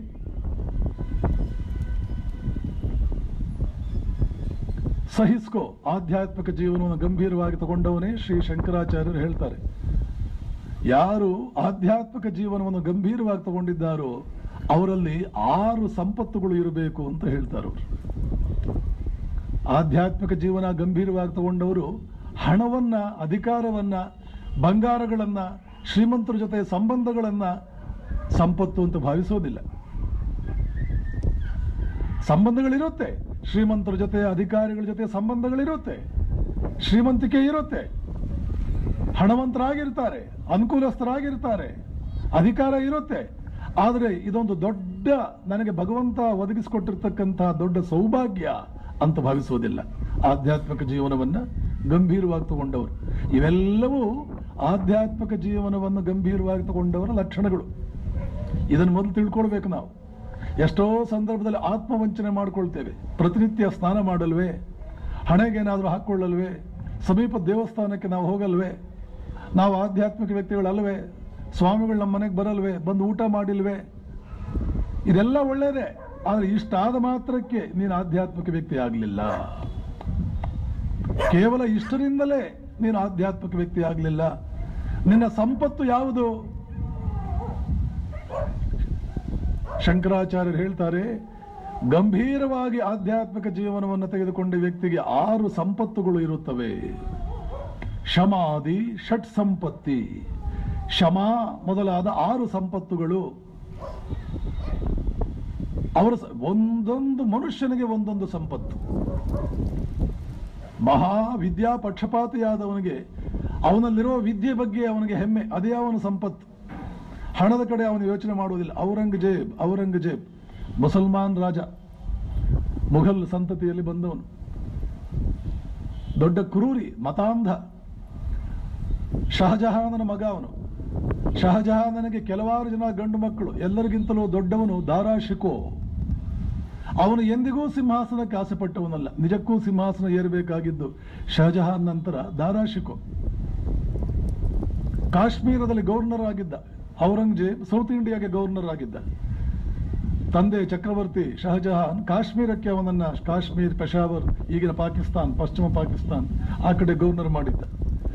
ಅವನು ರಾಜಕುಮಾರ, ಆದರೆ ಅವನ ಜೀವನದಲ್ಲಿ ಕಳೆದಿದ್ದು ಕುರಾನ್ ಓದು, ಉಪನಿಷತ್ತು ಓದು, ಸಂಸ್ಕೃತವನ್ನು ಕಲಿತು 50 ಜನ ಪಂಡಿತರನ್ನ, ಕಾಶ್ಮೀರಿ ಪಂಡಿತರನ್ನ ತನ್ನ ಜೊತೆಯಲ್ಲಿಟ್ಕೊಂಡು ಸಂಸ್ಕೃತವನ್ನು ಕಲಿತು ಉಪನಿಷತ್ತುಗಳನ್ನ ಮೊದಲ ಬಾರಿಗೆ ಅನ್ಯ ಭಾಷೆಗೆ ಟ್ರಾನ್ಸ್ಲೇಟ್ ಮಾಡಿದವನು ಈ ದಾರಾ ಶಿಕೋ. ಯಾವ ಹಿಂದೂನೂ ಅಲ್ಲ. ಸಂಸ್ಕೃತವನ್ನು ಅನ್ಯ ಭಾಷೆಗೆ ಟ್ರಾನ್ಸ್ಲೇಟ್ ಮಾಡಿದವನು ಮುಸಲ್ಮಾನ್ ರಾಜ ದಾರಾ ಶಿಕೋ. ಪರ್ಷಿಯನ್ ಭಾಷೆಗೆ ಟ್ರಾನ್ಸ್ಲೇಟ್ ಮಾಡಿದ. ಪರ್ಷಿಯನ್ ಭಾಷೆಯಿಂದ ಲ್ಯಾಟಿನ್ ಭಾಷೆಗೆ ಇನ್ಯಾರೋ ಒಬ್ಬರು ಟ್ರಾನ್ಸ್ಲೇಟ್ ಮಾಡಿದರು. ಲ್ಯಾಟಿನ್ ಇಂದ ಫ್ರೆಂಚ್ ಭಾಷೆಗೆ ಒಬ್ಬರು ಟ್ರಾನ್ಸ್ಲೇಟ್ ಮಾಡಿದರು. ಆವಾಗ ಮ್ಯಾಕ್ಸ್ ಮುಲ್ಲರ್ ಮೊದಲಾದವರು ನೋಡಿದರು, ಇಷ್ಟು ಚೆನ್ನಾಗಿದೆಯಾ. ಸಂಸ್ಕೃತದಿಂದ ಪರ್ಷಿಯನ್, ಪರ್ಷಿಯನ್ ಇಂದ ಲ್ಯಾಟಿನ್, ಲ್ಯಾಟಿನ್ ಇಂದ ಫ್ರೆಂಚ್, ಫ್ರೆಂಚ್ ಅಲ್ಲಿ ಇದ್ದುದನ್ನು ನೋಡಿ ಮ್ಯಾಕ್ಸ್ ಮುಲ್ಲರ್ ಯೋಚನೆ ಮಾಡಿದ, ಇಷ್ಟು ಚೆನ್ನಾಗಿದೆಯಾ. ಯೋಚನೆ ಮಾಡಿ ತಾನು ಸಂಸ್ಕೃತವನ್ನು ಕಲಿತು ನೇರವಾಗಿ ಸಂಸ್ಕೃತದಿಂದ ಇಂಗ್ಲಿಷ್ ಭಾಷೆಗೆ ಟ್ರಾನ್ಸ್ಲೇಟ್ ಮಾಡಿದ. ರತ್ನದಂತಹ ಪುಸ್ತಕ. ಇವತ್ತು ಒಬ್ಬರು ಮಹನೀಯರು ಈ ಊರಿನಲ್ಲಿ ಅವ್ರ ಮನೆಗೆ ಹೋದಾಗ ಈ ಪುಸ್ತಕ ನನಗೆ ತೋರಿಸಿದರು. ಮ್ಯಾಕ್ಸ್ ಮುಲ್ಲರ್ ಬರೆದಿರುವ ಇಂಗ್ಲಿಷ್ ಟ್ರಾನ್ಸ್ಲೇಷನ್, ರತ್ನದಂತಹ ಪುಸ್ತಕ. ಅದ್ಭುತವಾಗಿ ಟ್ರಾನ್ಸ್ಲೇಟ್ ಮಾಡಿದ್ದಾರೆ Friedrich Max Muller, right honourable Friedrich Max Muller, ಸುಮಾರು 100 ವರ್ಷಗಳ ಹಿಂದೆ. ದಾರಾ ಶಿಕೋಗೆ ಸಂಪತ್ತು ಯಾವುದು? ಮುಘಲ್ ಸಿಂಹಾಸನ ಅಲ್ಲ. ಆದ್ದರಿಂದ ಒಬ್ಬ ವ್ಯಕ್ತಿಯ ಕ್ವಾಲಿಟಿ ಏನು, ಒಬ್ಬ ಮನುಷ್ಯನ ಕ್ವಾಲಿಟಿಯನ್ನು ನಾವು ಅಳೆಯುವುದು ಹೇಗೆ? ಮಗಳನ್ನು ಕೊಡಬೇಕಾಗಿದೆ ಈ ಮನೆತನಕ್ಕೆ, ಎಂಥ ಮನೆತನ ಇದು. ಅವರು ಮಗಳನ್ನು ತರಬೇಕಾಗಿದೆ ನಮ್ಮ ಮನೆಗೆ, ಎಂಥ ಮನೆತನ ಇದು. ಸ್ನೇಹ ಬೆಳೆಸಬೇಕಾಗಿದೆ, ಇವರು ಎಂಥವರು. ಇವರು ಪಕ್ಕದ ಮನೆಯಲ್ಲಿ ನಾವಿರಬೇಕಾಗಿದೆ, ಇವರು ಎಂಥವರು. ಮನುಷ್ಯ ಸಮಾಜದಲ್ಲಿ ಹುಟ್ಟಿದ ಮೇಲೆ 100 ಕಡೆ ಅವನಿಗೆ ಪರೀಕ್ಷೆಗಳು ಎದುರಾಗುತ್ತವೆ. ಈ ಓಣಿಯಲ್ಲಿ ನಾವು ನೆಲೆಸಬಹುದೇ, ಇವರನ್ನು ಸ್ನೇಹಿತರನ್ನಾಗಿ ನಾವು ಮಾಡಿಕೊಳ್ಳಬಹುದೇ, ಮಗಳನ್ನು ಕೊಡಬಹುದೇ, ಸೊಸೆಯಾಗಿ ಆ ಮನೆ ಹುಡುಗಿಯನ್ನು ತರಬಹುದೇ, ಈ ಊರಲ್ಲಿ ನೆಲೆಸಬಹುದೇ. ಮನುಷ್ಯನ ಶಾಂತಿಗೆ 100 ಧಕ್ಕೆಗಳಿದೆ. 100 ಧಕ್ಕೆಗಳಿರುತ್ತವೆ ಮನುಷ್ಯನ ಶಾಂತಿ ಜೀವನಕ್ಕೆ. ಆ ಸಂದರ್ಭದಲ್ಲಿ ಈ ವಿವೇಕವನ್ನು ಉಪಯೋಗಿಸಬೇಕಾಗುತ್ತೆ. ಆ ಸಂದರ್ಭದಲ್ಲಿ ನಮಗೆ ಪ್ರಯೋಜನಕ್ಕೆ ಬರುತ್ತೆ. ಈ ಮನುಷ್ಯ ಯಾವುದನ್ನು ತನ್ನ ಸಂಪತ್ತು ಅಂತ ಪರಿಗಣಿಸಿದಾನೆ. ಸಂಪತ್ತು ಅಂದ್ರೆ ಏನು ಅಂತ ಆವಾಗಲೇ ಹೇಳಿದೆ ನಾನು. ಆದರೆ ಆಧ್ಯಾತ್ಮಿಕ ಜೀವನವನ್ನು ಗಂಭೀರವಾಗಿ ತಗೊಂಡ ವ್ಯಕ್ತಿಯೇ, ನಿನ್ನನ್ನು ನೀನು ನಾನು ಆಧ್ಯಾತ್ಮಿಕ ವ್ಯಕ್ತಿ ಅಂತ ಭಾವಿಸ್ಕೊಳ್ಳಕ್ಕೆ ಹೊರಟಿದೆಯಲ್ಲ ವ್ಯಕ್ತಿ, ಮನುಷ್ಯ, ಆಧ್ಯಾತ್ಮಿಕ ವ್ಯಕ್ತಿಯಲ್ಲಿ 6 ಸಂಪತ್ತುಗಳಿರುತ್ತವೆ. ಶಮ, ದಮ, ಉಪರತಿ, ತಿತಿಕ್ಷ, ಸಮಾಧಾನ, ಶ್ರದ್ಧಾ. ಶಮಾದಿ ಷಟ್ ಸಂಪತ್ತಿ ಆಚಾರ್ಯರು ಹೇಳ್ತಾರೆ. ಜ್ಞಾನಿಯಾಗಬೇಕು ಅಂದ್ರೆ ಅವನಲ್ಲಿ ಈ 6 ಸಂಪತ್ತುಗಳಿರಬೇಕು. ಜ್ಞಾನಿಯ ಲಕ್ಷಣ. ಪರಿಪೂರ್ಣ ಜ್ಞಾನಿಗೆ ಈ 6 ಲಕ್ಷಣಗಳಿರುತ್ತವೆ. ಈ 6 ವಿಷಯಗಳನ್ನು ಸಂಪತ್ತು ಅಂತ ಪರಿಗಣಿಸ್ತಾನೆ. ಶಮ, ದಮ, ಉಪರತಿ, ತಿತಿಕ್ಷ, ಸಮಾಧಾನ, ಶ್ರದ್ಧಾ. ನಾನು ಯಾವುದರ ಅರ್ಥ ಏನು ಅಂತ ಇವತ್ತೇನು ಹೇಳೋಕೆ ಹೋಗೋದಿಲ್ಲ. ಅಲ್ಲಿ ಕಷ್ಟಗಳು ಬಂದಾಗ ತಡ್ಕೊಳ್ಳೋದು ಕೂಡ ಒಂದು ಲಕ್ಷಣ. ಎಷ್ಟು ಕಷ್ಟಗಳು ಬಂದರೂ ತನ್ನ ಗಾಂಭೀರ್ಯವನ್ನು ಬಿಟ್ಟುಕೊಡದೆ ಭಾವಾವೇಶಕ್ಕೆ ಒಳಗಾಗದೆ, ಎಲ್ಲರ ಮುಂದೇನು ಆಳುತ್ತಾ, ಎಲ್ಲರ ಮುಂದೇನು ದೇವರನ್ನು ಬೈಕೊಳ್ತಾ, ಮಹಾ ಬಡವನಂತೆ ತೋರಿಸ್ಕೊಳ್ತಾ. ಮುಂದೆ ಶಾರದಾನಂದರು ಹೇಳ್ತಾರೆ, ಎಷ್ಟು ಕಷ್ಟಗಳು ಬಂತು ನರೇಂದ್ರನಾಥ್ ಅವರ ಮನೆಗೆ. 1000 ರೂಪಾಯಿ ಇನ್ಕಮ್ ಇದ್ದಂಥ ಮನೆ 10 ರೂಪಾಯಿನಲ್ಲಿ ತಿಂಗಳಿಗೆ ಜೀವನ ನಡೆಸಬೇಕಾಗ್ತಿತ್ತು. ಆದರೆ ಭುವನೇಶ್ವರಿ ದೇವಿ ಎಷ್ಟು ಜಾಣ್ಮೆಯಿಂದ, ಪ್ರಬುದ್ಧತೆಯಿಂದ ಸಂಸಾರ ನಡೆಸ್ತಿದ್ರು ಅಂದರೆ ನೋಡಿದವ್ರಿಗೆ ಅನಿಸ್ತಿತ್ತು ಇವರು ಸಾಕಷ್ಟೇ ಶ್ರೀಮಂತರಿರಬೇಕು ಅಂತ. 10 ರೂಪಾಯಿನಲ್ಲಿ ಆ ರೀತಿ ಸಂಸಾರ ನಡೆಸಿದ ಮಹಾತಾಯಂದಿರು ಇವತ್ತಿಗೂ ನಮ್ಮ ದೇಶದಲ್ಲಿದ್ದಾರೆ. ಸಂಸಾರಗಳನ್ನು ಅಷ್ಟು ಅದ್ಭುತವಾಗಿ ನಿಭಾಯಿಸ್ತಾರೆ. ನೋಡಿದವರಿಗೆ ಬಹಳ ದೊಡ್ಡ ಶ್ರೀಮಂತರು ಅಂತ ಅನಿಸ್ತಿರ್ಬೇಕು, ಹಾಗೇನಿರಲ್ಲ ಅವರು. ಆ ರೀತಿಯ ಗಾಂಭೀರ್ಯ, ಯಾವ ಸಂದರ್ಭದಲ್ಲಿ ಹೇಗೆ ನಮ್ಮನ್ನು ನಾವು ತೋರ್ಪಡಿಸ್ಕೊಳ್ಬೇಕು, ಇದು ಹೆಣ್ಣಿಗೆ ಇಂಡಿಯಾ ದೇಶ ಕೊಟ್ಟಂತ ಎಜುಕೇಶನ್. ಹೆಂಗಸರಿಗೆ ಇದು ನಿಜವಾದ ಸ್ತ್ರೀ, ವಿಮೆನ್ ಎಜುಕೇಶನ್. ಇದು ಮನೆತನದ ಗೌರವವನ್ನು ಎತ್ತಿ ಹಿಡಿಯೋದಕ್ಕಿಂತಲೂ ದೊಡ್ಡ ಟ್ರೈನಿಂಗ್ ಏನು? ಏನಿದ್ರೆ ಏನು? ಮೂರ ಬಟ್ಟೆಯಾದರೆ ಮನೆತನದ ಗೌರವ ಏನಿದ್ರೆ ಏನು? ತಿತಿಕ್ಷಾ ಅಂದ್ರೆ ಏನು? ಈ 6 ಸಂಪತ್ತುಗಳ ತಿತಿಕ್ಷಾ ಒಂದು. ಶಮ, ದಮ, ಉಪರತಿ, ತಿತಿಕ್ಷಾ. ಏನು ತಿತಿಕ್ಷಾ ಅಂದ್ರೆ? ಸಹನಂ ಸರ್ವ ದುಃಖಾನಾಂ ಅಪ್ರತೀಕಾರ ಪೂರ್ವಕಂ ಚಿಂತಾ ವಿಲಾಪರಹಿತಂ ಸಾ ತಿತಿಕ್ಷಾ ನಿಗದ್ಯತೆ. ಸಹನಂ ಸರ್ವ ದುಃಖಾನಾಂ. ಸಮುದ್ರದ ಒಳಗಡೆಗೆ 100 ಆನೆಗಳು ನುಗ್ಗಿದರೂ ಕೂಡ ಸಮುದ್ರ ವಿಚಲಿತವಾಗುವುದಿಲ್ಲ, ಗಂಭೀರವಾಗಿರುತ್ತೆ. ಹಾಗೆ ಗಂಭೀರವಾಗಿರು. ಜ್ಞಾನಿಯಾಗಬೇಕು ಅಂತ ಹೊರಟವನೇ, ಜ್ಞಾನಿಯಾಗಬೇಕು ಅಂತ ಎಲ್ಲರೂ ಹೊರಡಬೇಕು. ಜೀವನದ ಗುರಿ ಜ್ಞಾನಿಯಾಗೋದು. ಸ್ವಾಮಿ ವಿವೇಕಾನಂದ ಹೇಳ್ತಾರೆ, the goal of human existence, human life is knowledge, not joy. ಸುಖವಲ್ಲ ಜೀವನದ ಗುರಿ, ಜೀವನದ ಗುರಿ ಜ್ಞಾನ. ಜ್ಞಾನವಾದಾಗ ತಾನೇ ಒಂದು ಸುಖ ಬರುತ್ತೆ, ಒಂದು ರೀತಿಯ ಸುಖ ಬರುತ್ತೆ. ಅದು ನಿಜವಾದ ಸುಖ. ಅಲ್ಲಿವರೆಗೆ ಬಂದ ಸುಖ ಅದು ಸುಖವಲ್ಲ. ಸುಖದ ರೂಪದಲ್ಲಿ ಬಂದಂತ ಮತ್ತಾವುದೋ ವೇಷ ಮರೆಸ್ಕೊಂಡು ಬಂದಿರತಕ್ಕಂಥ ಮಾರೀಚ. ಆದರೆ ನಿಜವಾಗಿ ಅದು ಸುಖ ಅಲ್ಲ. ಸುಖ ಯಾವುದು? ಜ್ಞಾನದಿಂದ ನಿರ್ಮಾಣವಾದ ಸುಖವೇ ಸುಖ. ಮಹಾತ್ಮರು, ಪ್ರಾಜ್ಞರು, ತಪಸ್ವಿಗಳು, ಅವರಿಗೊಂದು ಸುಖ ಇದೆ. ಎಂದಿಗೂ ವಿಚಲಿತರಾಗದೆ, ಎಷ್ಟು ಯಾರು ಏನು ತೊಂದರೆ ಕೊಟ್ಟರು ಸ್ವಲ್ಪವೂ ಕೂಡ ತೊಂದರೆಗೆ ಒಳಗಾಗದೆ. ನೋಡ್ತೀವಿ ಎಷ್ಟೋ ಸಲ ಅಕ್ಕ ಮಹಾದೇವಿ ಕೂದಲು ಬಿಟ್ಟರೆ ಅವಳಿಗೆ ಬಟ್ಟೆ ಬೇರೆ ಏನೂ ಇಲ್ಲ. ಮನೆ ಮನೆಗೂ ಭಿಕ್ಷೆ ಬೇಡಿಕೊಂಡು ಶಿವನ ದೇವಸ್ಥಾನದಳೆ ಅವಳ ವಾಸ. ಕೆಲವರು ಅವಳನ್ನು ನೋಡಿದವರು ಅಂತಿದ್ರು, ಲಜ್ಜೆಗೆಟ್ಟವಳು, ಈ ವಯಸ್ಸಿನಲ್ಲಿ ಹೀಗೆ ಬದುಕೋದು ಇವಳು, ಲಜ್ಜೆಗೆಟ್ಟವಳು. ಲಜ್ಜೆಗೆಟ್ಟವಳು ಅಂತಂದಾಗ ಎಡಗಡೆ ಕೂದಲಿಗೆ ಗಂಟು ಹಾಕ್ತಿದ್ಲು. ಎಂಥ ವೈರಾಗ್ಯ ಮೂರ್ತಿ ತಾಯಿ ಅಂತ ಕೆಲವರು ನಮಸ್ಕಾರ ಮಾಡ್ತಿದ್ರು. ಬಲಗಡೆ ಗಂಟು ಹಾಕ್ತಿದ್ಲು. ಸಾಯಂಕಾಲ ಬಂದು ಎಣಿಸಿದ್ರೆ ಎಡಗಡೆ ಎಷ್ಟು ಗಂಟು, ಬಲಗಡೆ ಅಷ್ಟು ಗಂಟೆ ಇರುತ್ತೆ. ಕರೆಕ್ಟಾಗಿ ಈಕ್ವೇಶನ್ ಬ್ಯಾಲೆನ್ಸ್ ಆಗ್ತಿತ್ತು. Double entry, credit is equal to debit, account correct ಆಗ್ತಿತ್ತು. ಪ್ರಾಜ್ಞಳು, ಅವಳು ತಲೆ ಕೆಡಿಸ್ಕೊಂಡವಳೇ ಅಲ್ಲ. ಯಾರಾದರೂ ಅಂದ್ರು ಎಡಗಡೆ ಒಂದು ಗಂಟೆ ಹಾಕು, ಹೊಗಳಿದ್ರ ಬಲಗಡೆ ಹಾಕು. ಹೊಗಳಿದವರೆಷ್ಟೋ ತೆಗಳಿದವರಷ್ಟೇ, ತೆಗಳಿದವರೆಷ್ಟೋ ಹೊಗಳಿದವರಷ್ಟೇ. ಆದ್ದರಿಂದ ಚಿಂತಾ ವಿಲಾಪ ರಹಿತಂ, ತಲೆ ಕೆಡಿಸ್ಕೋಬೇಡ. ಸಹನಂ ಸರ್ವ ದುಃಖಾನಾಂ. ಪ್ರತೀಕಾರ ಮಾಡೋದಕ್ಕೆ ಹೋಗ್ಬೇಡ, ಅಪ್ರತೀಕಾರ ಪೂರ್ವಕಂ. ಪ್ರತೀಕಾರ ಮಾಡುವವನ ಅಜ್ಞಾನಿ. ಪರಮಾತ್ಮ ಅವನಿಗೆ ಶಿಕ್ಷೆ ಕೊಡ್ತಾನೆ, ನೀನು ಶಿಕ್ಷೆ ಕೊಡೋದಕ್ಕೆ ಹೋಗ್ಬೇಡ. ನೀನ್ ಯಾಕೆ ಶಿಕ್ಷೆ ಕೊಡ್ತೀಯ? ಕೊಡೋನು ನೋಡ್ಕೊಳ್ತಾನೆ. ಅವನಿಗೆ ಒಳ್ಳೆ ಬುದ್ಧಿ ಕೊಡು ಭಗವನ್. ಆಧ್ಯಾತ್ಮಿಕ ವ್ಯಕ್ತಿ ಭಾವಿಸಬೇಕಾದ್ದು ಅವನಿಗೆ ಒಳ್ಳೆ ಬುದ್ಧಿ ಕೊಡು. ಅವನ ಅಜ್ಞಾನಿ, ಅವನಿಗೆ ಒಳ್ಳೆ ಬುದ್ಧಿ ಕೊಡು. ಶಾರದಾ ಮಾತೆಗೆ ಯಾರೋ ಏನೇನೋ ಕಾಡೋರು. ಆವಾಗ ರಾಮಕೃಷ್ಣ ಪ್ರಾರ್ಥನೆ ಮಾಡಿಕೊಳ್ಳೋರು, ಪ್ರಭು ಅವಳ ಮೇಲೆ ಸಿಟ್ಟಾಗಬೇಡ, ಅವಳು ಅವಿವೇಕಿ, ನನಗೆ ಅವಮಾನ ಮಾಡಿಲ್ಲ ಅಂತ ಅವಳ ಮೇಲೆ ಸಿಟ್ಟಾಗಬೇಡ. ಶಾರದಾ ಮಾತೆ ಆ ಪ್ರಾರ್ಥನೆ ಮಾಡಲಿಲ್ಲ ಅಂದರೆ ಅವಳಿಗೆ ಅಷ್ಟು ತೊಂದರೆ ಕೊಟ್ಟವರು ದೊಡ್ಡ ತೊಂದರೆಗೊಳಗಾಗಬೇಕಿತ್ತು. ಯಾಕೆ? ಜಗನ್ಮಾತೆ ಅವಳು, ಸ್ವಯಂ ಜಗನ್ಮಾತೆ. ರಾಮಕೃಷ್ಣರು ಅವರ ಸೋದರಳೆಯ ಹೃದಯನಿಗೆ ಹೇಳ್ತಿದ್ರು, ನೋಡು ಹೃದು, ನನಗೇನಾದರೂ ಮನಸ್ಸಿಗೆ ಬೇಜಾರು ಮಾಡಿದರೆ ನೀನು ಉಳಿಬಹುದು. ಅವಳಿಗೇನಾದರೂ ಕಾಡಿದರೆ ನಿನ್ನನ್ನು ರಕ್ಷಿಸೋದಕ್ಕೆ ಹರಿಹರ ಬ್ರಹ್ಮಾದಿಗಳಿಗೂ ಸಾಧ್ಯ ಇಲ್ಲ, ನೆನ್ಪಿಟ್ಕೋ. ನನಗೇನಾದರೂ ಕಾಡಿದರೆ ನೀನು ಉಳಿಬಹುದೇನೋ. ಅವಳಿಗೇನಾದರೂ ಕಾಡಿದೆಯೋ ತ್ರಿಮೂರ್ತಿಗಳು ನಿನ್ನ ರಕ್ಷಣೆಗೆ ಬರಲಾರರು. ಆದರೆ ಅವನ ಅವಿವೇಕಿ, ಕೇಳಲಿಲ್ಲ. ಶಾರದಾ ಮಾತೆ ಕಣ್ಣಲ್ಲಿ ನೀರು ತರಿಸ್ದ. 6 ತಿಂಗಳಲ್ಲಿ ಆ ಜಾಗ ಬಿಟ್ಟು ಅವನು ಜೀವನದಲ್ಲಿ ಮತ್ತೆ ತಲೆ ಹಾಕಲಿಲ್ಲ, ಅಲ್ಲಿ ಹೊರಗಡೆ ಹಾಕಿದ್ರು ಅವನ್ನ. ಇಂಥ ಮಹಾಶಕ್ತಿ ಶಾರದಾ ಮಾತೆ. ಆದ್ದರಿಂದ ಅವಳಿಗೆ ತೊಂದರೆ ಕೊಟ್ಟಾಗ ಪ್ರಾರ್ಥಿಸ್ಕೊಳ್ತಿದ್ಲು ಆಕೆ, ಪ್ರಭು ಗೊತ್ತಿಲ್ಲದೆ ಮಾಡಿದಾಳೆ ಅವಳು, ಅವಳನ್ನು ಕ್ಷಮಿಸು, ಬೇಜಾರು ಮಾಡ್ಕೋಬೇಡ, ಅವಳ ಗತಿ ಏನು, ಅವಳು ಗೊತ್ತಿಲ್ಲದೆ ನನಗೆ ತೊಂದರೆ ಮಾಡಿದಾಳೆ. ಹೀಗೆ ಜ್ಞಾನಿಗಳು ಕಷ್ಟಗಳು ಬಂದಾಗ ಅವರ ಧೋರಣೆ ಏನಿರುತ್ತೆ ಬಹಳ ಮುಖ್ಯವಾದ್ದಿದು. ವಿವೇಕಾನಂದರ ಜೀವನ ಎಷ್ಟರ ಮಟ್ಟಿಗೆ ನಾವು ನೆನಪಿಟ್ಕೊಳ್ತೀವೋ, ನರೇಂದ್ರನ ಜೀವನ ನೆನಪಿಟ್ಕೊಳ್ತೀವೋ ಬಿಡ್ತೀವೋ, ಆ ಜೀವನದಲ್ಲಿ ಬರುವ ಘಟನಾವಳಿಗಳ ಹಿನ್ನೆಲೆ ಏನು, ಅದರ ಅರ್ಥವೇನು, ಅಂಥ ಘಟನೆಗಳು ನಮ್ಮ ಜೀವನದಲ್ಲಿ ಬಂದಾಗ ನಾವು ಹೇಗೆ ನಮ್ಮನ್ನು ನಾವು ರಕ್ಷಿಸಿಕೊಳ್ಳಬೇಕು, ನಮ್ಮನ್ನು ಹೇಗೆ ನಾವು ನಮ್ಮ ನಡವಳಿಕೆಗಳನ್ನು ರೂಢಿಸಿಕೊಳ್ಳಬೇಕು, ರಚಿಸಿಕೊಳ್ಳಬೇಕು, ಇದು ನಾವು ತಿಳ್ಕೊಳ್ಬೇಕಾದ್ದು. ಹೀಗೆಲ್ಲ ಕಷ್ಟಗಳು ಬಂದಾಗ ನರೇಂದ್ರ ಅಶ್ಲೀಲವಾದಂತಹ ಸೂಚನೆ ಇತ್ಯಾದಿಗಳನ್ನೆಲ್ಲ ಕಸದ ಬುಟ್ಟಿಗೆ ಹಾಕಿ ಅವನು ಕಂಡುಕೊಂಡಿದ್ದೇನು, ನಾನು ಶ್ರೀರಾಮಕೃಷ್ಣ ಸಹಾಯದಿಂದ ಜಗನ್ಮಾತೆಯ ಕೃಪೆಯನ್ನು ಪಡ್ಕೊಂಡು ಈ ಕಷ್ಟಗಳಿಗೆ ಏನಾದರೂ ಪರಿಹಾರ ಕಂಡುಕೋಬೇಕು. ಆದರೆ ರಾಮಕೃಷ್ಣ ಹತ್ರ ಹೋದ. ರಾಮಕೃಷ್ಣ ನೀನೇ ಬೇಡ್ಕೊ ಅಂತಂದ್ರು. ನನಗೆ ಪರಿಚಯವೇ ಇಲ್ಲ ನಿಮ್ಮ ಜಗನ್ಮಾತೆ ಅಂತಂದ. ಏನು ಹಾಗಂದ್ರೆ, ಜಗನ್ಮಾತೆ ಪರಿಚಯ ಇಲ್ಲ ಅಂದ್ರೆ ಏನು ಅರ್ಥ? ಹೋಗಿ ಬೇಡ್ಕೊಳ್ಳೋ, ಇವತ್ತು ಮಂಗಳವಾರ ಅಮಾವಾಸ್ಯೆ, ಬಹಳ ಒಳ್ಳೆಯ ದಿನ, ಹೋಗಿ ಬೇಡಿಕೊಳ್ಳು ಅಂತ ರಾಮಕೃಷ್ಣ ಹೇಳ್ತಾರೆ. ಹೋಗ್ತಾನೆ, ಕಾಳಿಯ ಮುಂದೆ ನಿಂತ್ಕೊಳ್ತಾನೆ. ಅಲ್ಲಿ ಅವನಿಗೆ ಕಂಡಿದ್ದು ಶಿಲಾಮೂರ್ತಿ ಕಾಳಿ ಅಲ್ಲ, ಜಗನ್ಮಾತೆ ಜೀವಂತವಾಗಿ ನಿಂತಿದ್ದಾಳೆ.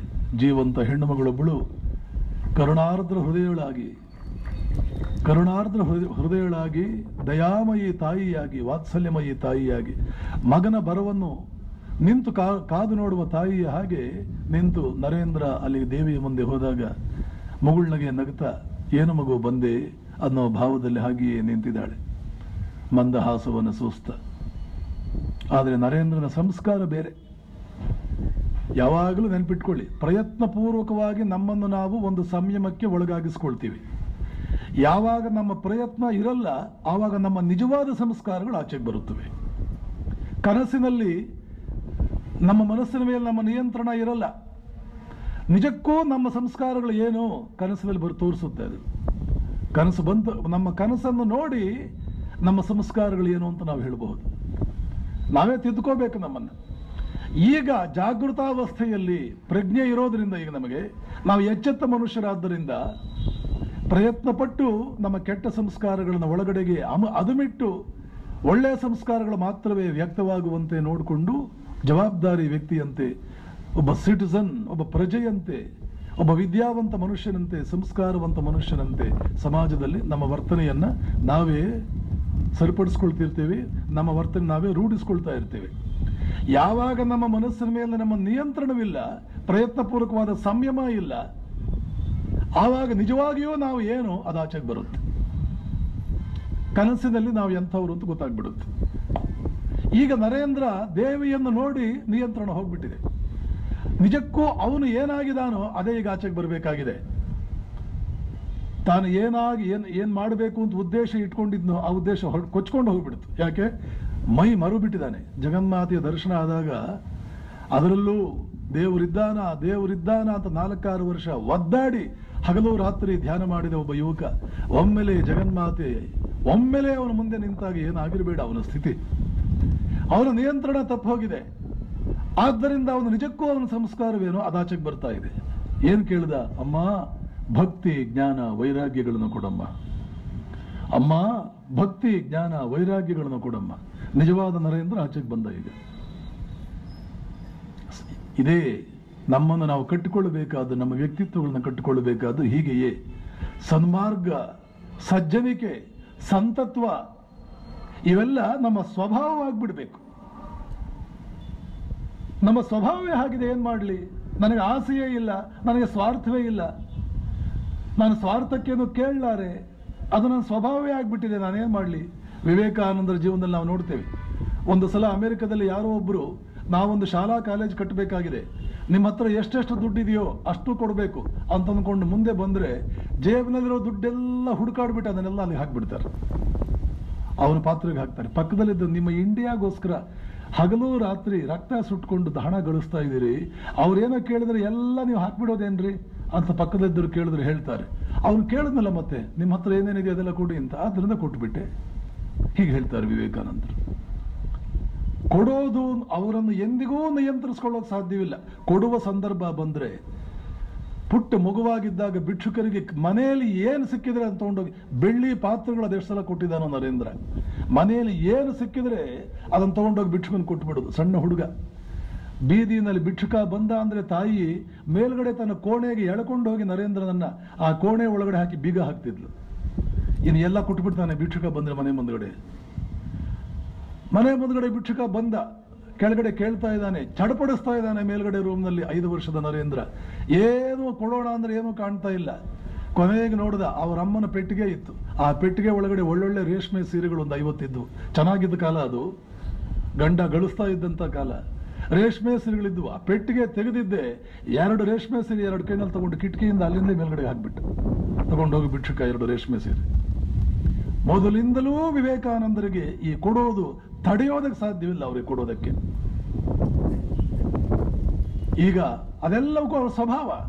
ಈಗ ತಮ್ಮ ಸಂಸ್ಕಾರಗಳು ಆಚೆಗೆ ಬರ್ತಾ ಇದೆ. ಏನ್ ಕೇಳ್ತಾರೆ? ಅಮ್ಮ ಜ್ಞಾನ ಕೊಡು, ಭಕ್ತಿ ಕೊಡು, ವೈರಾಗ್ಯ ಕೊಡು. ಹೀಗೆ 2 ಸಲ ಆಯ್ತು. 3ನೇ ಸಲ ರಾಮಕೃಷ್ಣ, ಏನಯ್ಯ ಇಷ್ಟು ಸಣ್ಣದು ನೀವು ನೆನಪಿಟ್ಕೊಳ್ಳೋಕ್ಕಾಗಲ್ವಾ? 3ನೇ ಸಲ ಕಳಿಸ್ತಾರೆ. 3ನೇ ಸಲ ನೆನಪಿದೆ. ಆದರೆ ನರೇಂದ್ರ ಕೇಳ್ತಾನೆ, ಚಕ್ರವರ್ತಿಯ ಮುಂದೆ ನಿಂತು ಕುಂಬಳಕಾಯಿ ಕೇಳಿದ್ರೆ ಎಂಥ ಅವಿವೇಕ. ಯಾವುದನ್ನು ಕೇಳಬೇಕು, ಯಾರಿಗೆ ಯಾವುದನ್ನು ಕೇಳಬೇಕು? ಇದೊಂದು ಪ್ರಬುದ್ಧ ವ್ಯಕ್ತಿಯ ಲಕ್ಷಣಗಳಲ್ಲಿ ಇದೊಂದು. ಯಾರನ್ನ ಏನು ಕೇಳಬೇಕು? ಎಷ್ಟೋ ಸಲ ನಮ್ಮ ಜೊತೆ ಮಾತಾಡ್ತಾ ಇರ್ತಾರೆ. ಅವರು ಕೇಳುವುದಕ್ಕೆ ಅವರ ಸಂಬಂಧಗಳಿಗೆ, ನಮ್ಮ ವ್ಯಕ್ತಿತ್ವಗಳಿಗೆ ಯಾವ ಸಂಬಂಧವೂ ಇರೋದಿಲ್ಲ. ಯಾರನ್ನು ಏನು ಕೇಳಬೇಕು, ಯಾರಿಂದ ಏನು ತಗೋಬೇಕು? ಪ್ರಧಾನಮಂತ್ರಿ ಹತ್ರ ಹೋಗಿ ಏನ್ ಕೇಳಬೇಕು? ಬೇಂದ್ರೆಯವರು ಬಹಳ ವಿಚಿತ್ರ ವ್ಯಕ್ತಿ, ವಿಶಿಷ್ಟ ವ್ಯಕ್ತಿ ಅಂತ ಹೇಳೋದ್ರ ಬದಲು ವಿಚಿತ್ರ ವ್ಯಕ್ತಿ ಅಂತ ಹೇಳಿದೆ. ಭಿಕ್ಷುಕರ ಜೊತೆ ಕೂಡ ಅವರಿಗೆ ಸ್ನೇಹ. ಅವರ ದೋಸ್ತರಲ್ಲಿ ಭಿಕ್ಷುಕರು ಇರ್ತಿದ್ರು. ಒಂದು ಸಲ ಒಬ್ಬ ಭಿಕ್ಷುಕ 2 ವರ್ಷ ಬರಲಿಲ್ಲ, ಆಮೇಲೆ ಬಂದ. ಬೇಂದ್ರೆಯವರು ಕೇಳಿದ್ರು, ಏನೋ ಇಷ್ಟು ದಿನ ಬರಲಿಲ್ಲ, ಯಾಕೋ? ಹೆಣ್ಮಕ್ಳಿಗೆ ಆರಾಮ್ ಇರ್ಲಿಲ್ರಿ, ದವಾಖಾನೆಗೆ ಹಾಕಿದೀವ್ರಿ, ಅಲ್ಲಿ ಕರ್ಕೊಂಡು ಹೋದನ್ರಿ, ಆ ದೇವ್ರು ಕರ್ಕೊಂಡು ಹೋದನ್ರಿ, ಈ ದೇವ್ರು ಕರ್ಕೊಂಡು ಹೋದನ್ರಿ, ಕೊನೆಗೆ ಹಾಸಿಗೆ ಹಿಡಿದು ಬಿಟ್ರಿ, ನಾನೇ ಅವ್ರ ಸೇವೆ ಮಾಡ್ಬೇಕಾಗಿತ್ರಿ, ಸತ್ಯ ಹೋದ್ರಿ, 1 ತಿಂಗಳಾಯ್ತ್ರಿ, ಬಂದನ್ರಿ, ಎಲ್ಲ ಒಂದು ಅರ್ಧ ಗಂಟೆ ಕಣ್ಣಿಗೆ ಕಟ್ಟುವಂತೆ ಎಲ್ಲ ಹೇಳ್ದ ಅವನು. ಇದನ್ನು ಕೇಳಿ ಬೇಂದ್ರೆಯವ್ರಿಗೆ ಕಣ್ಣಲ್ಲಿ ನೀರು ಬಂತು. ಆವಾಗ ಆ ಭಿಕ್ಷುಕರಿಗೆ ಹೇಳಿದ್ರು, ಏನಾದರೂ ಬೇಕೇನು ನಿನಗೆ? ನಾನು ಏನಾರು ಕೊಡ್ತೀನಿ, ಏನಾದ್ರು ಬೇಕಿದ್ರೆ ಕೇಳು, ನನ್ನ ಕಡೆಯಿಂದ ಏನಾದ್ರು ಬೇಕಿದ್ರೆ ಕೇಳು, ಕೊಡ್ತೀನಿ. ಆವಾಗ ಆ ಭಿಕ್ಷುಕ ಕೇಳ್ತಾನೆ, ಒಂದು 2 ರೂಪಾಯಿ ಇದ್ರೆ ಕೊಡ್ರಿ. ತಕ್ಷಣ ಬೇಂದ್ರೆ ಪ್ರತಿಕ್ರಿಯೆ, ನೀನು ಎದಕ್ಕೆ ಭಿಕ್ಷುಕ ಆದೆ ಅಂತ ನನಗೆ ಗೊತ್ತಾಯ್ತು ನೋಡು. ನೀನು ಭಿಕ್ಷುಕ ಎದಕ್ಕಾದೆ ಅಂತ ನನಗೆ ಗೊತ್ತಾಯ್ತು. ಇವತ್ತು ನೀನು ಕೇಳಿದ್ರೆ ನಾನು ಮನೆ ಕೊಟ್ಟು ಬಿಡ್ತಿದ್ದೆ ನಿನಗೆ. ನಿನ್ನ ಮೇಲೆ ನನಗೆ ಇಷ್ಟು ಕರುಣ ಬಂದಿತ್ತು, ಕೇಳಿದ್ರೆ ನೀನು ನನ್ನ ಮನೆ ಕೊಟ್ಟು ಬಿಡ್ತಿದ್ದೆ ನಿನಗೆ. ಆದ್ರೆ ನೀನು ಕೇಳಿದ್ದೆಷ್ಟು? 2 ರೂಪಾಯಿ. ಅದಕ್ಕೆ ನೀ ಭಿಕ್ಷುಕ ಆಗಿ. ಪರಮಾತ್ಮ ನನ್ನ ಕೇಳಬೇಕಾದ್ದೇನು? ಕೇಳಿದ್ದೇನು ನರೇಂದ್ರ? ಅಮ್ಮ ಜ್ಞಾನ, ಭಕ್ತಿ, ವೈರಾಗ್ಯ ಕೊಡು. ಯಾಕೆ? ಜ್ಞಾನ ಒಂದು ಸಾಕು ಮನುಷ್ಯನ ಕೋಟಿ ಜನ್ಮಗಳಲ್ಲಿ ಅವನನ್ನು ಉದ್ಧಾರ ಮಾಡುವುದಕ್ಕೆ. ಭಕ್ತಿ ಒಂದು ಸಾಕು ಕೋಟಿ ಜನ್ಮಗಳಲ್ಲಿ ಅವನನ್ನು ಉದ್ಧಾರ ಮಾಡುವುದಕ್ಕೆ. ವೈರಾಗ್ಯ ಒಂದು ಸಾಕು 1 ಕೋಟಿ ಜನ್ಮಗಳು, ಅಥವಾ ಮುಕ್ತಿಯನ್ನು ಮೀರಿ ಬಿಡ್ಬೋದು ಬೇಕಾದ್ರೆ. ಪರಮ ಭಕ್ತನಾದರೆ ಮುಕ್ತನನ್ನೂ ಮೀರಬಹುದು, ಪರಮ ಜ್ಞಾನಿ ಮುಕ್ತನನ್ನೂ ಮೀರಿ ಬಿಡಬಹುದು, ಪರಮ ವೈರಾಗ್ಯವಂತ ಮುಕ್ತನನ್ನು ಮೀರಿ ಬಿಡಬಹುದು. ಮುಕ್ತಿ ಇದ್ರೂ ಒಂದೇ, ಇಲ್ಲ ಅಂದ್ರೂ ಒಂದೇ. ಈ 3 ಇದ್ರೆ, ಅಥವಾ ಯಾವ್ದಾದ್ರು 2 ಇದ್ರೆ, ವೈರಾಗ್ಯ ಒಂದಿದ್ದು ಜೊತೆಗೆ ಭಕ್ತಿ ಅಥವಾ ಜ್ಞಾನ, 2ರಲ್ಲಿ ಒಂದೇ ಇದ್ರೂ ಸಾಕು. ಇನ್ನು ಯಾವ ಮುಕ್ತಿಯ ಅವಶ್ಯಕತೆಯೂ ಕೂಡ ನಮಗಿಲ್ಲ. ಒಂದೊಂದು ಅಷ್ಟು ದೊಡ್ಡ ಶಕ್ತಿ. ಅದನ್ನು ಕೇಳುವುದನ್ನು ಬಿಟ್ಟು, ಅಮ್ಮ 1 ಹೊತ್ತು ಊಟಕ್ಕೆ ಏನಾದರೂ ವ್ಯವಸ್ಥೆ ಮಾಡಮ್ಮ ಅಂತ ಕೇಳ್ತಾನ ಅವನು? ಕೇಳಲಿಲ್ಲ. ಇಷ್ಟರವರೆಗೆ ಹೋದ ವರ್ಷ ತಂದು ನಿಲ್ಲಿಸಿದ್ದೆ ನಾನು. ಜ್ಞಾನಿಗಳು ಹೇಗಿರ್ತಾರೆ, ದೊಡ್ಡವರು, ಲೋಕಕ್ಕೆ ಬೆಳಕಾಗುವವರು ಹೇಗಿರ್ತಾರೆ? ಲೋಕಕ್ಕೆ ಬೆಳಕಾಗುವವರು ಸಾಮಾನ್ಯರು. ಇವರಿಬ್ಬರಿಗೂ ವ್ಯತ್ಯಾಸವೇನು? ಅದೇ ಮೂಗು. ಅವರಿಬ್ಬರು ಸಮಾನರಂತೂ ಅಲ್ಲ, ಇಬ್ರು ಒಂದೇ ಅಲ್ಲ. ಇವರು ಸಾಮಾನ್ಯ. ಇವರು ಒಂದು ಮನೆಗೆ ಬೆಳಕಾಗೋದಕ್ಕೆ ಕಷ್ಟವಾಗಿದೆ, ಅವನು ಲೋಕಕ್ಕೆ ಬೆಳಕಾಗಿದ್ದಾನೆ. ಮೂಗೊಂದೇ, ಕಣ್ಣೊಂದೇ, ಕಿವಿ ಒಂದೇ, ಶ್ವಾಸಕೋಶಗಳು ಒಂದೇ, ಕೂದಲೊಂದೇ. ಆದರೆ ಏನ್ ಮಾಡಿದ್ರು ಅವರಿಬ್ರು? ಬೆಳಗ್ಗೆ ಎದ್ದಿದ್ದು ಒಂದೇ ಸಮಯಕ್ಕೆ. ಬೆಳಗ್ಗೆ ಇಬ್ರು ಹೇಳ್ತಾರೆ, ರಾತ್ರಿ ಇಬ್ರು ಮಲ್ಕೊಳ್ತಾರೆ, ತಿಂಡಿ ತಿಂತಾರೆ, ಊಟ ಮಾಡ್ತಾರೆ. ಇದನ್ನು ಕುರಿತು ಒಬ್ಬ ಅದ್ಭುತ ವ್ಯಕ್ತಿ ಹೇಳ್ತಾನೆ, great men don't do different things. ದೊಡ್ಡವರು ಅಂತ ಆಗಿದಾರಲ್ಲ, ಅವರು ಬೇರೆ ಕೆಲಸಗಳೇನೋ ಮಾಡೋದಿಲ್ಲ, ಸಣ್ಣವರು ಸಾಮಾನ್ಯರು ಮಾಡೋ ಕೆಲಸಗಳೇ ಅವರು ಮಾಡ್ತಾರೆ. Great men never do different things, they do very things that we do but in a different way. ನಾವು ಮಾಡೋ ಕೆಲಸಗಳನ್ನೇ ಅವರು ಮಾಡ್ತಾರೆ, ಆದರೆ ಅವರು ಬೇರೆ ಮೆಥಡ್ ಅಲ್ಲಿ ಮಾಡ್ತಾರೆ. ಅವರು ಮಾಡುವ ರೀತಿ ಬೇರೆ ಇರ್ತದೆ. ಅವರೂ ಮದುವೆ ಮಾಡ್ಕೊಳ್ತಾರೆ, ಅವರೂ ಮಕ್ಕಳನ್ನ ಹೆರ್ತಾರೆ, ಅವರೂ ಓದ್ತಾರೆ, ಅವರೂ ಮನೆ ನಡೆಸ್ತಾರೆ, ಅವರೂ ಉದ್ಯೋಗ ಮಾಡ್ತಾರೆ. ಆದರೆ ಯಾವುದು ನಮ್ಮ ರೀತಿಯಲ್ಲಿ ಮಾಡಲ್ಲ. ಅವರು ತಮ್ಮದೇ ರೀತಿಯಲ್ಲಿ ಮಾಡ್ಕೊಂಡು ಹೋಗ್ತಾರೆ. ಅವರನ್ನು ನೋಡಿ ಇದು ನಮಗೊಂದು ಕನ್ನಡಿ. ಪ್ರಾರಂಭದಿಂದಲೂ ಹೇಳ್ತಾ ಇದ್ದೇನೆ, ಮನುಷ್ಯನೇ, ಕನ್ನಡಿ ಮುಂದೆ ನಿಂತ್ಕೊಳ್ಳೋ ಅಭ್ಯಾಸ ನಿನಗಿದೆ. ಆದರೆ ಗಾಜಿನ ಕನ್ನಡಿ, ನಿನ್ನ ಶರೀರ, ನಿನ್ನ ಕೂದಲುಗಳು, ನೀನು ಹಾಕೊಂಡಿರೋ ಬಟ್ಟೆ, ಇದು ಎಲ್ಲಿ ಸೊಟ್ಟಿದೆ, ಎಲ್ಲಿ ನೆಟ್ಟಗಿದೆ ಅಂತ ಮಾತ್ರ ಹೇಳುತ್ತೆ. ನಿನ್ನ ಬುದ್ಧಿ, ನಿನ್ನ ಮನಸ್ಸು, ನಿನ್ನ ವ್ಯಕ್ತಿತ್ವ, ನಿನ್ನ ಅಂತಃಕರಣ, ನಿನ್ನ ಒಳಗಿನ ಶಕ್ತಿಗಳು, ನಿನ್ನ ಒಳಗಿನ ವ್ಯಕ್ತಿತ್ವದಲ್ಲಿ ಎಲ್ಲಿ ಸೊಟ್ಟಿದೆ, ಅದನ್ನು ಎಲ್ಲಿ ನೆಟ್ಟಿಗೆ ಮಾಡ್ಕೋಬೇಕು ಅಂತ ತಿಳ್ಕೊಳ್ಳೋದಕ್ಕೂ ನಿನಗೊಂದು ಕನ್ನಡಿ ಬೇಕು. ಯಾವುದಾ ಕನ್ನಡಿ? ಮಹಾತ್ಮರ ಜೀವನ ಚರಿತ್ರೆ. ಅದನ್ನೇ ಆ ಜೀವನ ಚರಿತ್ರೆ ಅಂದ್ರೆ ಒಂದೇ, ಅದನ್ನೇ ಆ ಕನ್ನಡಿಯನ್ನೇ ನಿಮ್ಮ ಮುಂದೆ ಇಡ್ತಾ ಇರೋದು ನಾನು. ನಾವು ನಮ್ಮ ಜೀವನಗಳಲ್ಲಿ ಇಂತಹ ಸಂದರ್ಭಗಳು ಬಂದರೆ ನಾವು ಹೇಗೆ ನಡ್ಕೋಬೇಕು?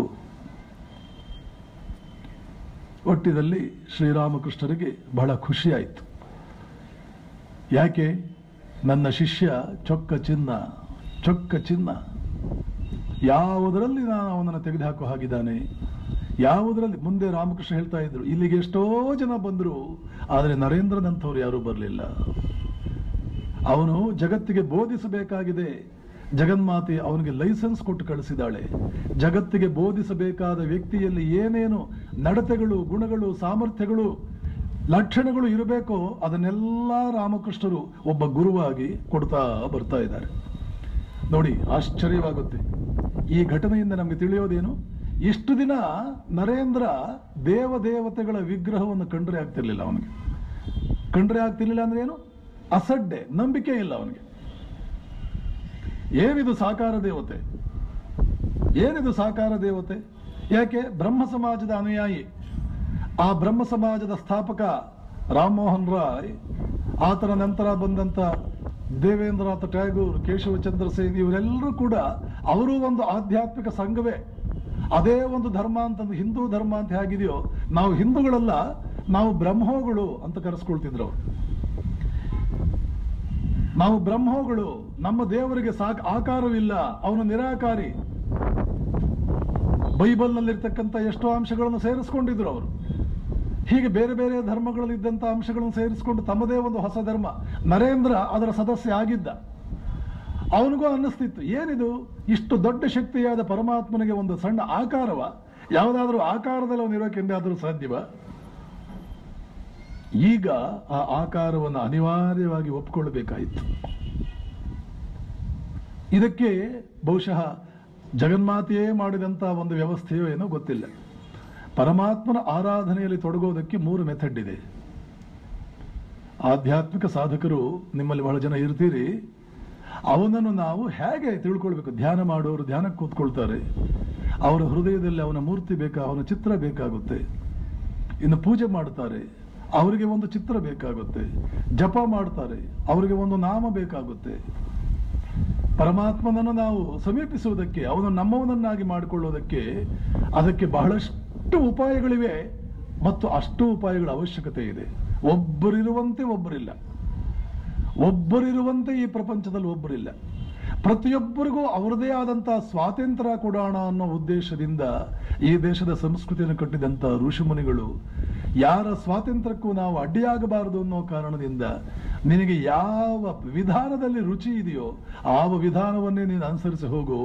ಆದರೆ ನೀನು ಅನುಸರಿಸುವ ವಿಧಾನದಲ್ಲಿ ಶ್ರದ್ಧೆ ಇರಲಿ. ನಿನ್ನ ಮೆಥಡ್ನಲ್ಲಿ, ನಿನ್ನ ವಿಧಾನದಲ್ಲಿ 100ಕ್ಕೆ 100 ಶ್ರದ್ಧೆ ಇರಲಿ. ಶ್ರದ್ಧೆ ಅಲುಗಾಡದಂತೆ ನೋಡಿಕೋ. ಯಾವ ವಿಧಾನದಲ್ಲಾದರೂ ಹೋಗು, ತೊಂದರೆ ಇಲ್ಲ. 3 ಮೆಥಡ್ಗಳಿದೆ ಅಂತ ನಾನು ಹೇಳಿದೆ. ಆ ಯಾವುದ 3 ಮೆಥಡ್ಗಳು? ಸಗುಣ, ಸಾಕಾರ. ಪರಮಾತ್ಮ ಅಂದ್ರೆ ಏನು? ಅನಂತ ಗುಣ ಸಂಪನ್ನ, ಅವನಿಗೆ ಒಂದು ಆಕಾರವಿದೆ ಅಂತ ಭಾವಿಸೋರು. ಅವನಿಗೆ ಒಂದು ಆಕಾರವಿದೆ. ಶಿವನ ಆಕಾರದಲ್ಲಿದ್ದಾನೆ, ವಿಷ್ಣುವಿನ ಆಕಾರದಲ್ಲಿದ್ದಾನೆ, ರಾಮ, ಕೃಷ್ಣ, ಬುದ್ಧ, ಇನ್ನೂ 100 ದೇವಿ, ಲಕ್ಷ್ಮಿ, ಪಾರ್ವತಿ, ವೀರಭದ್ರ, ಹನುಮಂತ, 100 ಬೇಕಾದಷ್ಟು ತಗೊಳ್ಳಿ. 33 ಕೋಟಿ ದೇವತೆಗಳು ಅಂತ ನಮ್ಮಲ್ಲಿ ಹೇಳ್ತಾರೆ. ಹಿಂದೂ ಧರ್ಮದಲ್ಲಿ 33 ಕೋಟಿ ದೇವತೆಗಳು ಅಂತ ಅಂತಾರೆ. ಅದು ಅರ್ಧ ಸತ್ಯ. ಹಿಂದೂ ಧರ್ಮದಲ್ಲಿ ಎಷ್ಟು ದೇವತೆಗಳು, ಎಷ್ಟು ಜನ ಹಿಂದೂಗಳಿದ್ದಾರೋ ಅಷ್ಟು ದೇವತೆಗಳು. 33 ಕೋಟಿ ದೇವತೆ ಅಂತ ಆ ಪುಸ್ತಕದಲ್ಲಿ ಬರೆದಿದ್ದು ಯಾವಾಗ ಅಂದ್ರೆ ಹಿಂದೂಗಳ ಸಂಖ್ಯೆ 33 ಕೋಟಿ ಇದ್ದಾಗ. ನಿನಗೆ ಯಾವ ರೂಪ ಬೇಕು, ಈಗ ಇಲ್ಲಿವರೆಗೆ ಬಂದಿರುವ ಯಾವ ರೂಪವೂ ನನಗೆ ಬೇಡ, ನಾನು ನನ್ನದೇ ಆದ ರೂಪವನ್ನು ಮಾಡ್ಕೊಳ್ತೇನೆ. ಅದ್ಭುತ, ಮಾಡ್ಕೊ, ಏನ್ ಚಿಂತೆ ಇಲ್ಲ, ಮಾಡ್ಕೊ. ಪರಮಾತ್ಮನೇ ಸ್ವಯಂ ಕೃಷ್ಣಾವತಾರದಲ್ಲಿ ಗೀತೆಯನ್ನು ಬೋಧನೆ ಮಾಡುವಾಗ ಹೇಳಿದ್ದಾನೆ, ಯೋ ಯೋ ಯಾಮ್ ಯಾಮ್ ತನುಂ ಭಕ್ತಃ ಶ್ರದ್ಧೆಯಾರ್ಚಿತುಮಿಚ್ಛತಿ. ಯಾರು ಯಾರು ಯಾವ ಯಾವ ಮಾರ್ಗದಲ್ಲಿ ಶ್ರದ್ಧೆಯನ್ನು ಇಟ್ಟುಕೊಂಡು ನನ್ನನ್ನು ಆರಾಧಿಸಬೇಕು ಅಂತ ಇಷ್ಟಪಡ್ತಾರೋ ತಸ್ಯ ತಸ್ಯಾಚಲಾಂ ಶ್ರದ್ಧಾಂ, ಅವರಿಗೆ ಆ ಮಾರ್ಗದಲ್ಲೇ ಶ್ರದ್ಧೆ ಬರುವಂತೆ ನಾನು ಆಶೀರ್ವದಿಸ್ತೇನೆ.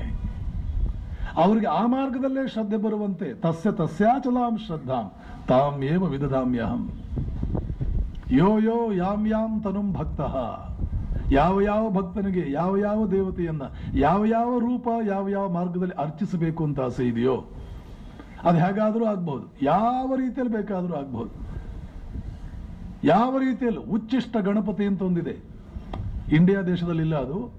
ಇಂಡಿಯಾ ಮತ್ತು ಜಪಾನ್ ನಡುವೆ ಹಿಂದೂ ಧರ್ಮ ಸನಾತನ ಧರ್ಮ ಹರಡಿಕೊಂಡಿದ್ದಂತಹ ಕಾಲದಲ್ಲಿ ಈ ಕೆಂಬೋಡಿಯಾ, ಮಲೇಷ್ಯಾ ಆ ಭಾಗದಲ್ಲಿ ಎಲ್ಲೋ ಒಂದು ಕಡೆ ಇದೆ, ಒಂದು ಗಣಪತಿ ದೇವಸ್ಥಾನ ಇದೆ, ಉಚ್ಚಿಷ್ಟ ಗಣಪತಿ, ಗಣೇಶನ ವಿಗ್ರಹ ಇದೆ. ಅಲ್ಲಿ ಗಣಪತಿಯ ಆರಾಧನೆ ಹೇಗೆ, ಅವನಿಗೆ ಉಗುಳ್ತಾ ಇರೋದು, ವಿಗ್ರಹಕ್ಕೆ ಉಗುಳ್ತಾ ಇರೋದು. ನಂಬ್ತೀರಾ ನೀವು? ಇದೆ ಉಚ್ಚಿಷ್ಟ ಗಣಪತಿ. ನೀನು ಶ್ರದ್ಧೆಯಿಂದ ಉಗುಳಿದೆಯೋ ಅವನಿಗೇನು ತೊಂದರೆ ಇಲ್ಲ. ಯಾಕೆ ಅಂತಂದ್ರೆ ಎಷ್ಟೋ ಭಕ್ತರು ಪರಮಾತ್ಮನಿಗೆ ಇನ್ನಿಲ್ಲದಂತೆ ಅವನ ಮರ್ಯಾದೆ ತೆಗೆದಿದ್ದಾರೆ, ಬೈದಿದ್ದಾರೆ ಅವನಿಗೆ. ರಾಮಪ್ರಸಾದ ರಾಮಪ್ರಸಾದ ಅಂತ ಬಂಗಾಳದ ಒಬ್ಬ ಕವಿ, ಅವನು ಕಾಳಿಯ ಭಕ್ತ. ಕಾಳಿಯ ಜಪ ಧ್ಯಾನ ಪೂಜೆ ಮಾಡಿ ಮಾಡಿ ಮಾಡಿ ಮಾಡಿ ಮಾಡಿ ಸಾಕಾಗಿ ಕೊನೆಗೂ ಅವನಿಗೆ ಕಾಳಿಯ ದರ್ಶನ ಆಗಲಿಲ್ಲ. ಕೊನೆಗೆ ಒಂದು ಹಾಡು ಬರೀತಾನೆ. ಆ ಹಾಡಿನಲ್ಲಿ ಏನಿದೆ ಅಂದ್ರೆ, ಕಾಳಿ ಕಾಳಿ ಕಾಳಿ ಕಾಳಿ ಅಂತ ಹೇಳಿ ಅವಳ ಹೆಸರಿಟ್ಟು ಕೂಗಿ ಕೂಗಿ, ಯಾಕೆ ದಣಿತೀರಿ ಲೋಕದ ಜನರೇ, ಯಾಕೆ ದಣಿವಾಗ್ತೀರಿ ಲೋಕದ ಜನರೇ, ಯಾಕೆ ಅವಳ ಹೆಸರಿಟ್ಟು ಕೂಗಿ ಕೂಗಿ ಕೂಗಿ ದಣಿವಾಗ್ತೀರಿ? ಅವಳಿಲ್ಲ, ಅವಳು ಸತ್ತು ಹೋದ್ಲು. ಅವಳ ಗಂಡ ಕಾಶಿಯಲ್ಲಿ ಅವಳ ಶ್ರಾದ್ದ ಮಾಡ್ತಾ ಇದ್ದಾನೆ, ಬನ್ನಿ ಹೋಗಿ ಕೊನೆ ಪಕ್ಷ ಕಜ್ಜಾಯ ಆದರೂ ತಿಂದು ಬರೋಣ, ಅಷ್ಟಾದ್ರೂ ಲಾಭ ಆಗಲಿ ನಮಗೆ. ಹೀಗೆ ಒಂದು ಕವನ ಬರೀತಾನೆ. ಕೊನೆಗೆ ಕಾಳಿ ಪ್ರತ್ಯಕ್ಷಳಾಗ್ತಾಳೆ ಅವನಿಗೆ. ಹಾಗೆ ನಮ್ಮ ಕರ್ನಾಟಕದ ವಿಜಯದಾಸರು ವೆಂಕಟರಮಣನ ಮೇಲೆ ಅವನನ್ನು ಬೈದು ಅವನಿಗೆ ಮರ್ಯಾದೆ ತೆಗೆದು ಒಂದು ಸ್ತೋತ್ರ ಅಥವಾ ಹಾಡನ್ನು, ಒಂದು ಗೀತೆಯನ್ನ ನಿರ್ಮಾಣ ಮಾಡ್ತಾರೆ. ಒಂದು ಪದ ನಿರ್ಮಾಣ ಮಾಡ್ತಾರೆ, ಕಟ್ಟಿದ್ದಾರೆ ದಾಸರ ಪದಗಳು. ಹೀಗೆ ಮಾಡಬಹುದೇ? ಹೀಗೆಲ್ಲ ಮಾಡಬಹುದೇ? ಸ್ವಯಂ ಪರಮಾತ್ಮನೇ ಹೇಳ್ತಾನೆ, ಮಾಡಬಹುದು. ನಿನಗೆ ಬೇಕೆಂಬ ರೀತಿಯಲ್ಲಿ ನನ್ನನ್ನು ಆರಾಧಿಸು, ನನ್ನನ್ನು ಇಷ್ಟಪಡು, ನನ್ನ ಹತ್ರ ಬಾ, ನನ್ನನ್ನು ನಿನ್ನವನನ್ನಾಗಿ ಮಾಡಿಕೋ, ಯಾವ ರೂಪದಲ್ಲಾದರೂ ನಿನ್ನ ಸಂಬಂಧ ಇಟ್ಕೊ ನನ್ನ ಜೊತೆ, ನನಗೇನು ತೊಂದರೆ ಇಲ್ಲ. ಈ ರೀತಿ ಪರಮಾತ್ಮನಿಗೆ ನಿಂದೆ ಮಾಡಿ ಆದರೂ ಅವನ ಜೊತೆ ಸಂಬಂಧವನ್ನು ಗಟ್ಟಿ ಮಾಡಿಕೊಳ್ಳುವ ಈ ಪದಗಳು ಇವೆಯಲ್ಲ, ಇದಕ್ಕೆ ನಿಂದಾಸ್ತುತಿ, ನಿಂದಾಸ್ತುತಿ ಅಂತ ಹೆಸರು.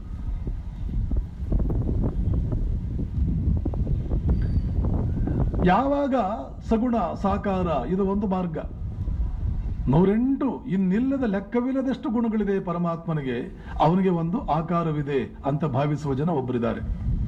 ಅವರಿಗೆ ಚಿತ್ರವೂ ಬೇಕು, ಪರಮಾತ್ಮನ ಮಹಿಮೆಯೂ ಬೇಕು. ಅಂಥವ್ರಿಗೋಸ್ಕರವೇ ಭಗವಂತ ಅವತಾರವೆತ್ತಿ ಬರ್ತಾನೆ. ಯಾಕೆ? ಭಗವಂತನ ಗುಣಗಳ ಪರಿಚಯವಾಗಬೇಕು. ಆ ಗುಣಗಳನ್ನೆಲ್ಲ ಕೇಳಿ ಕೇಳಿ ಮನನ ಮಾಡಿ ಆನಂದ ಪಡಬೇಕು. ನನ್ನ ದೇವ ಎಷ್ಟು ದೊಡ್ಡವನು, ಎಷ್ಟು ಅದ್ಭುತ, ಯಾರು ಸಮಾನರು, ನನ್ನ ದೇವತೆಗೆ ಸಮಾನರು ಯಾರು? ನನ್ನ ದೇವತೆಗೆ ಸಮಾನರು ಯಾರಿದ್ದಾರೆ ಅಂತ ಭಕ್ತನಾದವನು ಹೆಮ್ಮೆ ಪಡಬೇಕು. ಅವನ ಭಕ್ತಿ ಜಾಸ್ತಿ ಆಗಬೇಕು. ಎಷ್ಟು ಅನಂತ ಗುಣಗಳು ನನ್ನ ಪರಮಾತ್ಮನಿಗೆ, ನನ್ನ ಭಗವಂತನಿಗೆ ಅನಂತ ಗುಣಗಳು, ಅವನ ಗುಣಗಳ ಪರಿಚಯವಾಗಬೇಕು. ಅವನ ಅದ್ಭುತವಾದ ರೂಪ ಸೌಂದರ್ಯ ಅದರ ಪರಿಚಯವಾಗಬೇಕು. ಈ ವರ್ಗದ ಸಲುವಾಗಿಯೇ ಪರಮಾತ್ಮ ಅವತಾರ ಎತ್ತಿ ಬರೋದು, ಅದು ಅವರಿಗೋಸ್ಕರ. ಆದ್ದರಿಂದ ಅವತಾರದಲ್ಲಿ ನಂಬಿಕೆ ಇಲ್ಲೇ ಇರೋರು ಅದು ನಮಗೋಸ್ಕರ ಅಲ್ಲ, ಅದು ಬೇರೆ ಯಾರಿಗೋ ಅವರಿಂದ ಒಂಚೂರು ಅವ್ರಿಗೆ ಪ್ರಯೋಜನ ಆಗೋದಾದ್ರೆ ಆಗಲಿ ಅಂತ ನಾವು ಸುಮ್ಮನೆ ಆಗ್ಬೇಕು. ಅವನನ್ನು ಯಾಕೆ, ಆ ಮನುಷ್ಯನನ್ನು ಯಾಕೆ ನೀವು ಪೂಜೆ ಮಾಡ್ತೀರಾ? ಅವನ ಮನುಷ್ಯನಲ್ವೇ? ರಾಮ ಒಬ್ಬ ಮನುಷ್ಯನಲ್ವೇ? ಕೃಷ್ಣ ಒಬ್ಬ ಮನುಷ್ಯನಲ್ವೇ? ಈ ವಿಚಾರಗಳನ್ನು ಅವ್ರ ಮುಂದೆ ನಾವು ಮಾತಾಡಬಾರದು. ಅವರು ಮನುಷ್ಯರಲ್ಲ, ಅವರು ಮನುಷ್ಯರಲ್ಲ. ನಿರಾಕಾರ, ನಿರ್ಗುಣ ನಿರಾಕಾರನಾದ ಪರಮಾತ್ಮ ಜನರ ಅವಗಾಹನೆಗೆ ಒಳಗಾಗಬೇಕು ಅಂದ್ರೆ, ಜನರ ಪರಿಚಯಕ್ಕೆ ಅವನು ಸಿಗಬೇಕು ಅಂದ್ರೆ ಯಾವುದೋ ಒಂದು ಶಕ್ತಿಯ ರೂಪದಲ್ಲೇ ಬರಬೇಕು ಅವನು.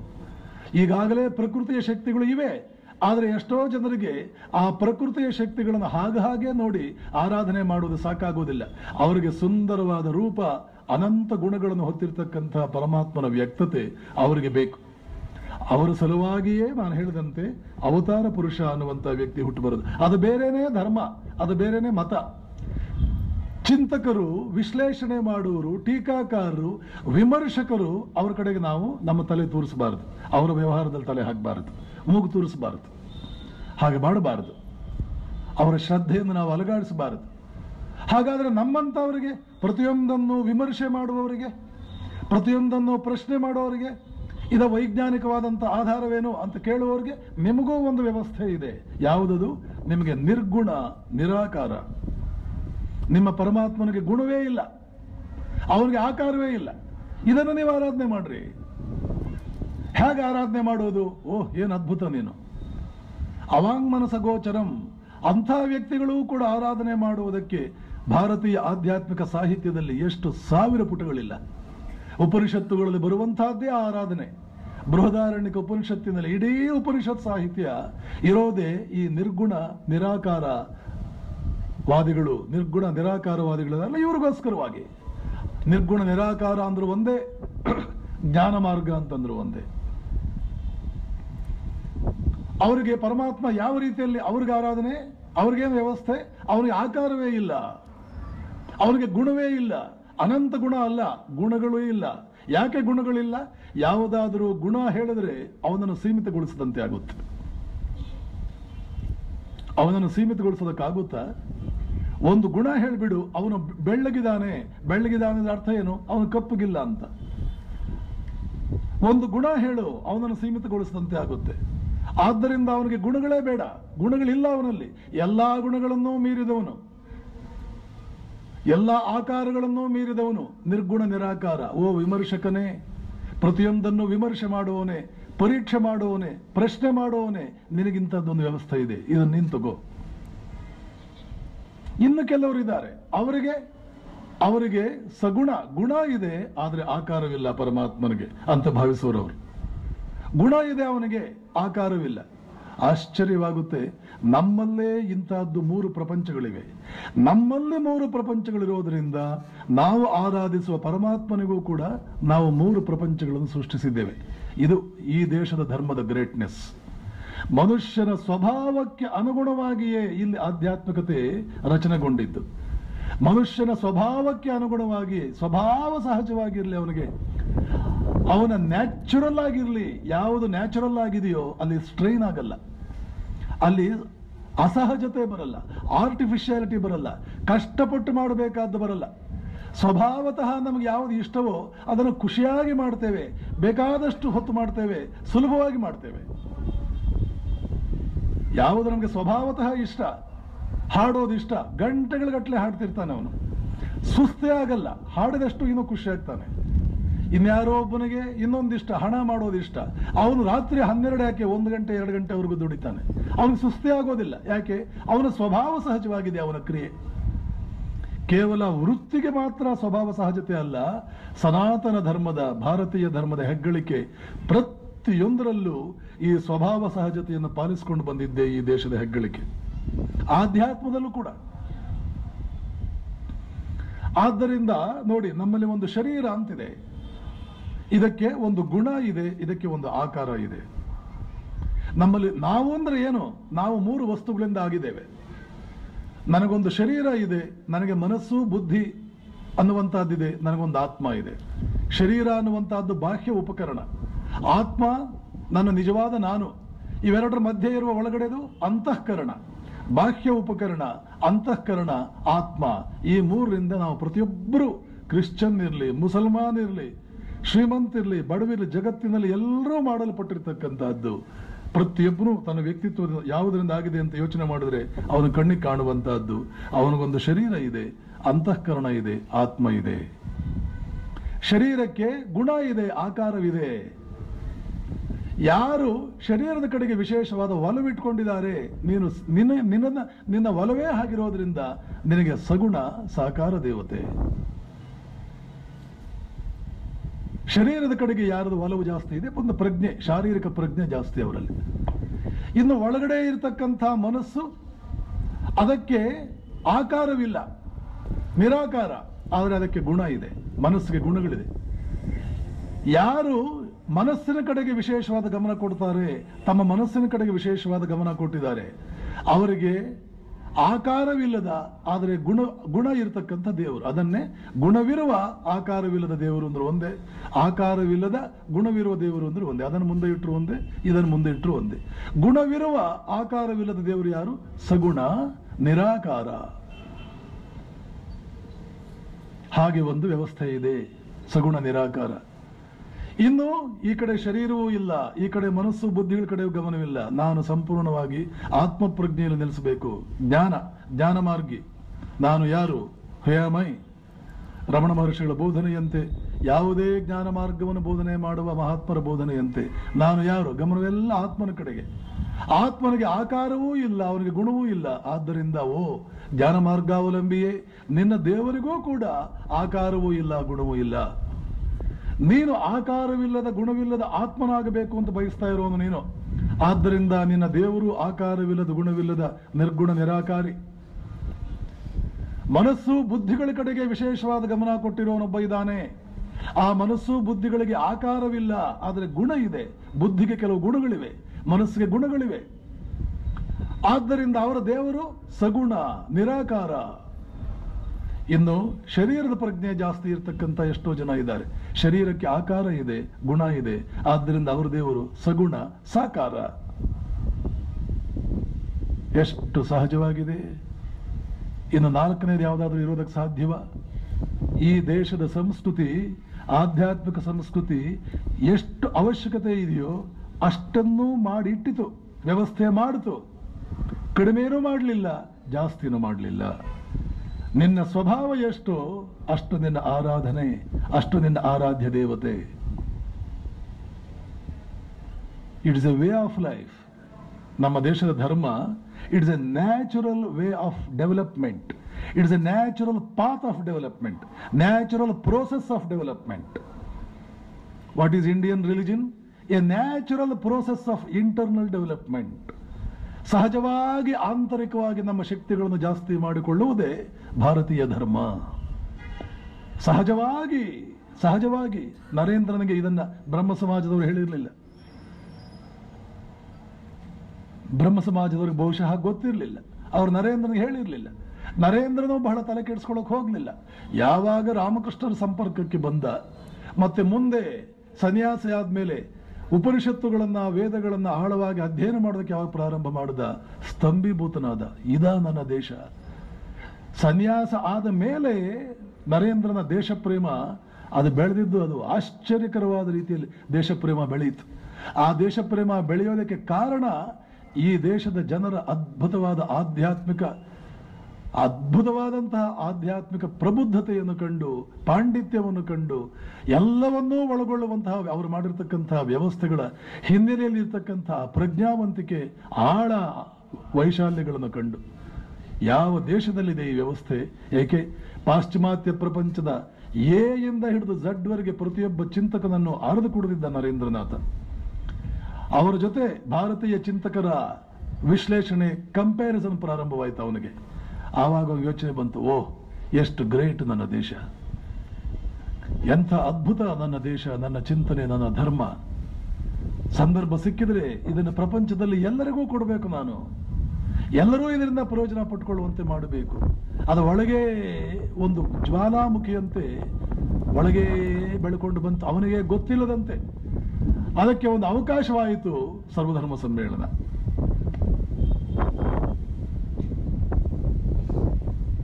ರಾಮಕೃಷ್ಣರು ನರೇಂದ್ರನಿಂದ ಗಮನಿಸ್ತಾ, ಜಗನ್ಮಾತೆಯನ್ನು ಒಪ್ಕೊಂಡಿದ್ದ ನರೇಂದ್ರ ಎಷ್ಟು ಒಳ್ಳೇದಾಯಿತು. ಯಾಕೆ?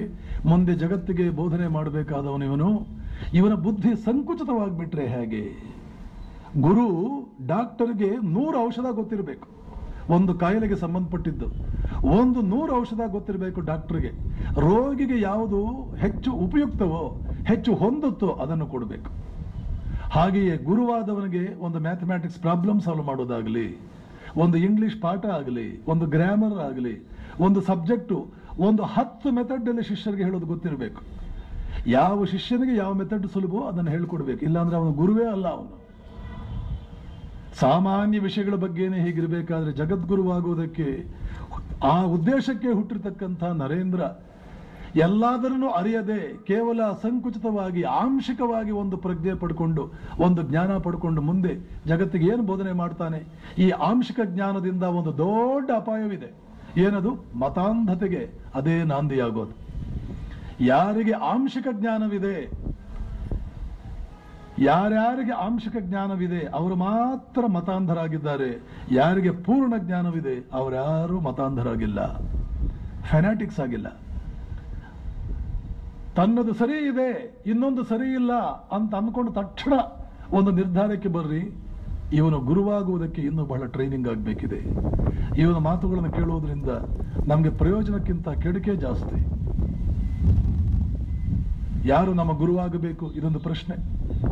ಆಧ್ಯಾತ್ಮಿಕ ಕ್ಷೇತ್ರದಲ್ಲಂತೂ ದೊಡ್ಡ ಪ್ರಶ್ನೆ. ನಮ್ಮ ಗುರು ಹೇಗಿರಬೇಕು? ಯಾರು ನಮ್ಮ ಗುರುವಾಗಬೇಕು? ಅದಕ್ಕೆಲ್ಲ ಲಕ್ಷಣಗಳಿವೆ.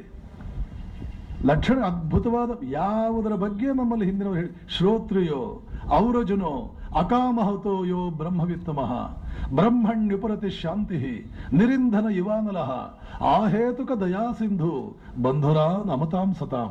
ಇದು ಗುರುವಿನ ಲಕ್ಷಣ. ಶಾಸ್ತ್ರ ಹೇಳುತ್ತೆ. ಶ್ರೋತ್ರಿಯೋ ಔರಜನೋ ಅಕಾಮಹತೋ,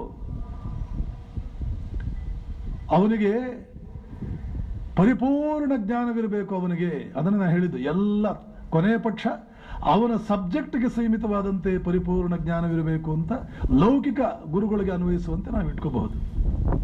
ಆಧ್ಯಾತ್ಮಿಕ ಕ್ಷೇತ್ರಕ್ಕೆ ಸಂಬಂಧಪಟ್ಟಂತೆ ಅವನಿಗೆ ಪರಿಪೂರ್ಣ ಜ್ಞಾನವಿರಬೇಕು. ಶ್ರೋತ್ರಿಯ ಅಂದ್ರೆ ಅದು, ಶ್ರೋತ್ರಿಯರು ಬ್ರಹ್ಮನಿಷ್ಠರು ಅಂತ ಸಾಮಾನ್ಯವಾಗಿ ಸನ್ಯಾಸಿಗಳು ಹೇಳ್ತಾರೆ. ಶ್ರೋತ್ರಿಯದ ಶ್ರುತಿಯ ಸಾರವನ್ನು ತಿಳಿದುಕೊಂಡವನು. ಶ್ರುತಿ ಅಂತಂದ್ರೆ ಅನಂತವನ್ನು ಕುರಿತು ಹೇಳುವಂತಹ ವಿಚಾರ. The science that says about the infinite truth. ಸತ್ಯವನ್ನು ಕುರಿತು ವಿಶ್ಲೇಷಣೆ ಮಾಡಿ ವಿಶದವಾಗಿ ಯಾವುದು ಹೇಳಿದೆಯೋ ಅದೇ ಶ್ರುತಿ. ಅದನ್ನು ತಿಳಿದವನೇ, ಯಾವುದನ್ನು ತಿಳಿದರೆ ಎಲ್ಲವೂ ತಿಳಿಯುತ್ತೋ ಅದನ್ನು ತಿಳಿದವನೇ ಶ್ರೋತ್ರಿಯ. ಸನ್ಯಾಸಿ ಅದನ್ನು ತಿಳಿಯುವುದಕ್ಕೆ ತನ್ನ ಜೀವನವನ್ನು ಮುಡುಪಾಗಿಟ್ಟವನು. ಅದೇ ಬ್ರಹ್ಮ.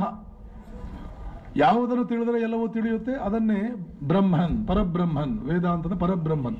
ಇವು ತ್ರಿಮೂರ್ತಿಗಳಲ್ಲಿ ಬರುವ ಬ್ರಹ್ಮ ಅಲ್ಲ, ಬೃಹತ್ತಾದ್ದು, ಅದನ್ನು ಮೀರಿದಿನ್ಯಾವುದು ಇಲ್ಲದ್ದು ಅಂತ ಅರ್ಥ. ಬ್ರಹ್ಮ ಅಂದ್ರೆ ಬ್ರಹ್ಮ.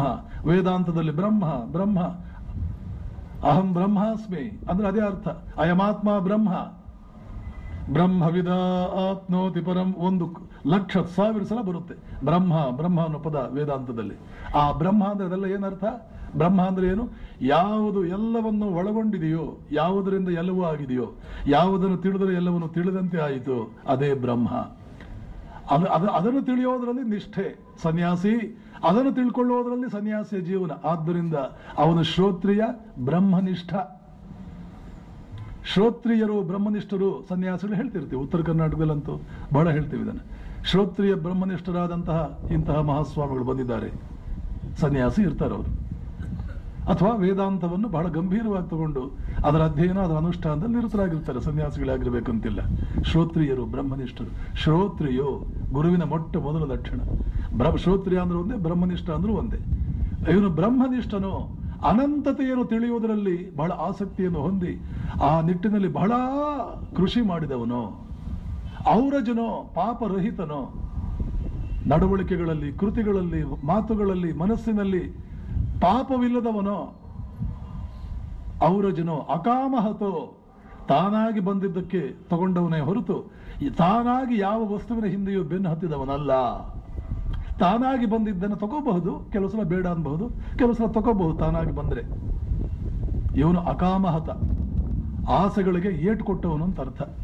ಆಸೆಗಳನ್ನು ಕಂಟ್ರೋಲ್ ಮಾಡು, ಮಣಿಸಿದವನು, ಕೂತ್ಕೊಳ್ಳಿ.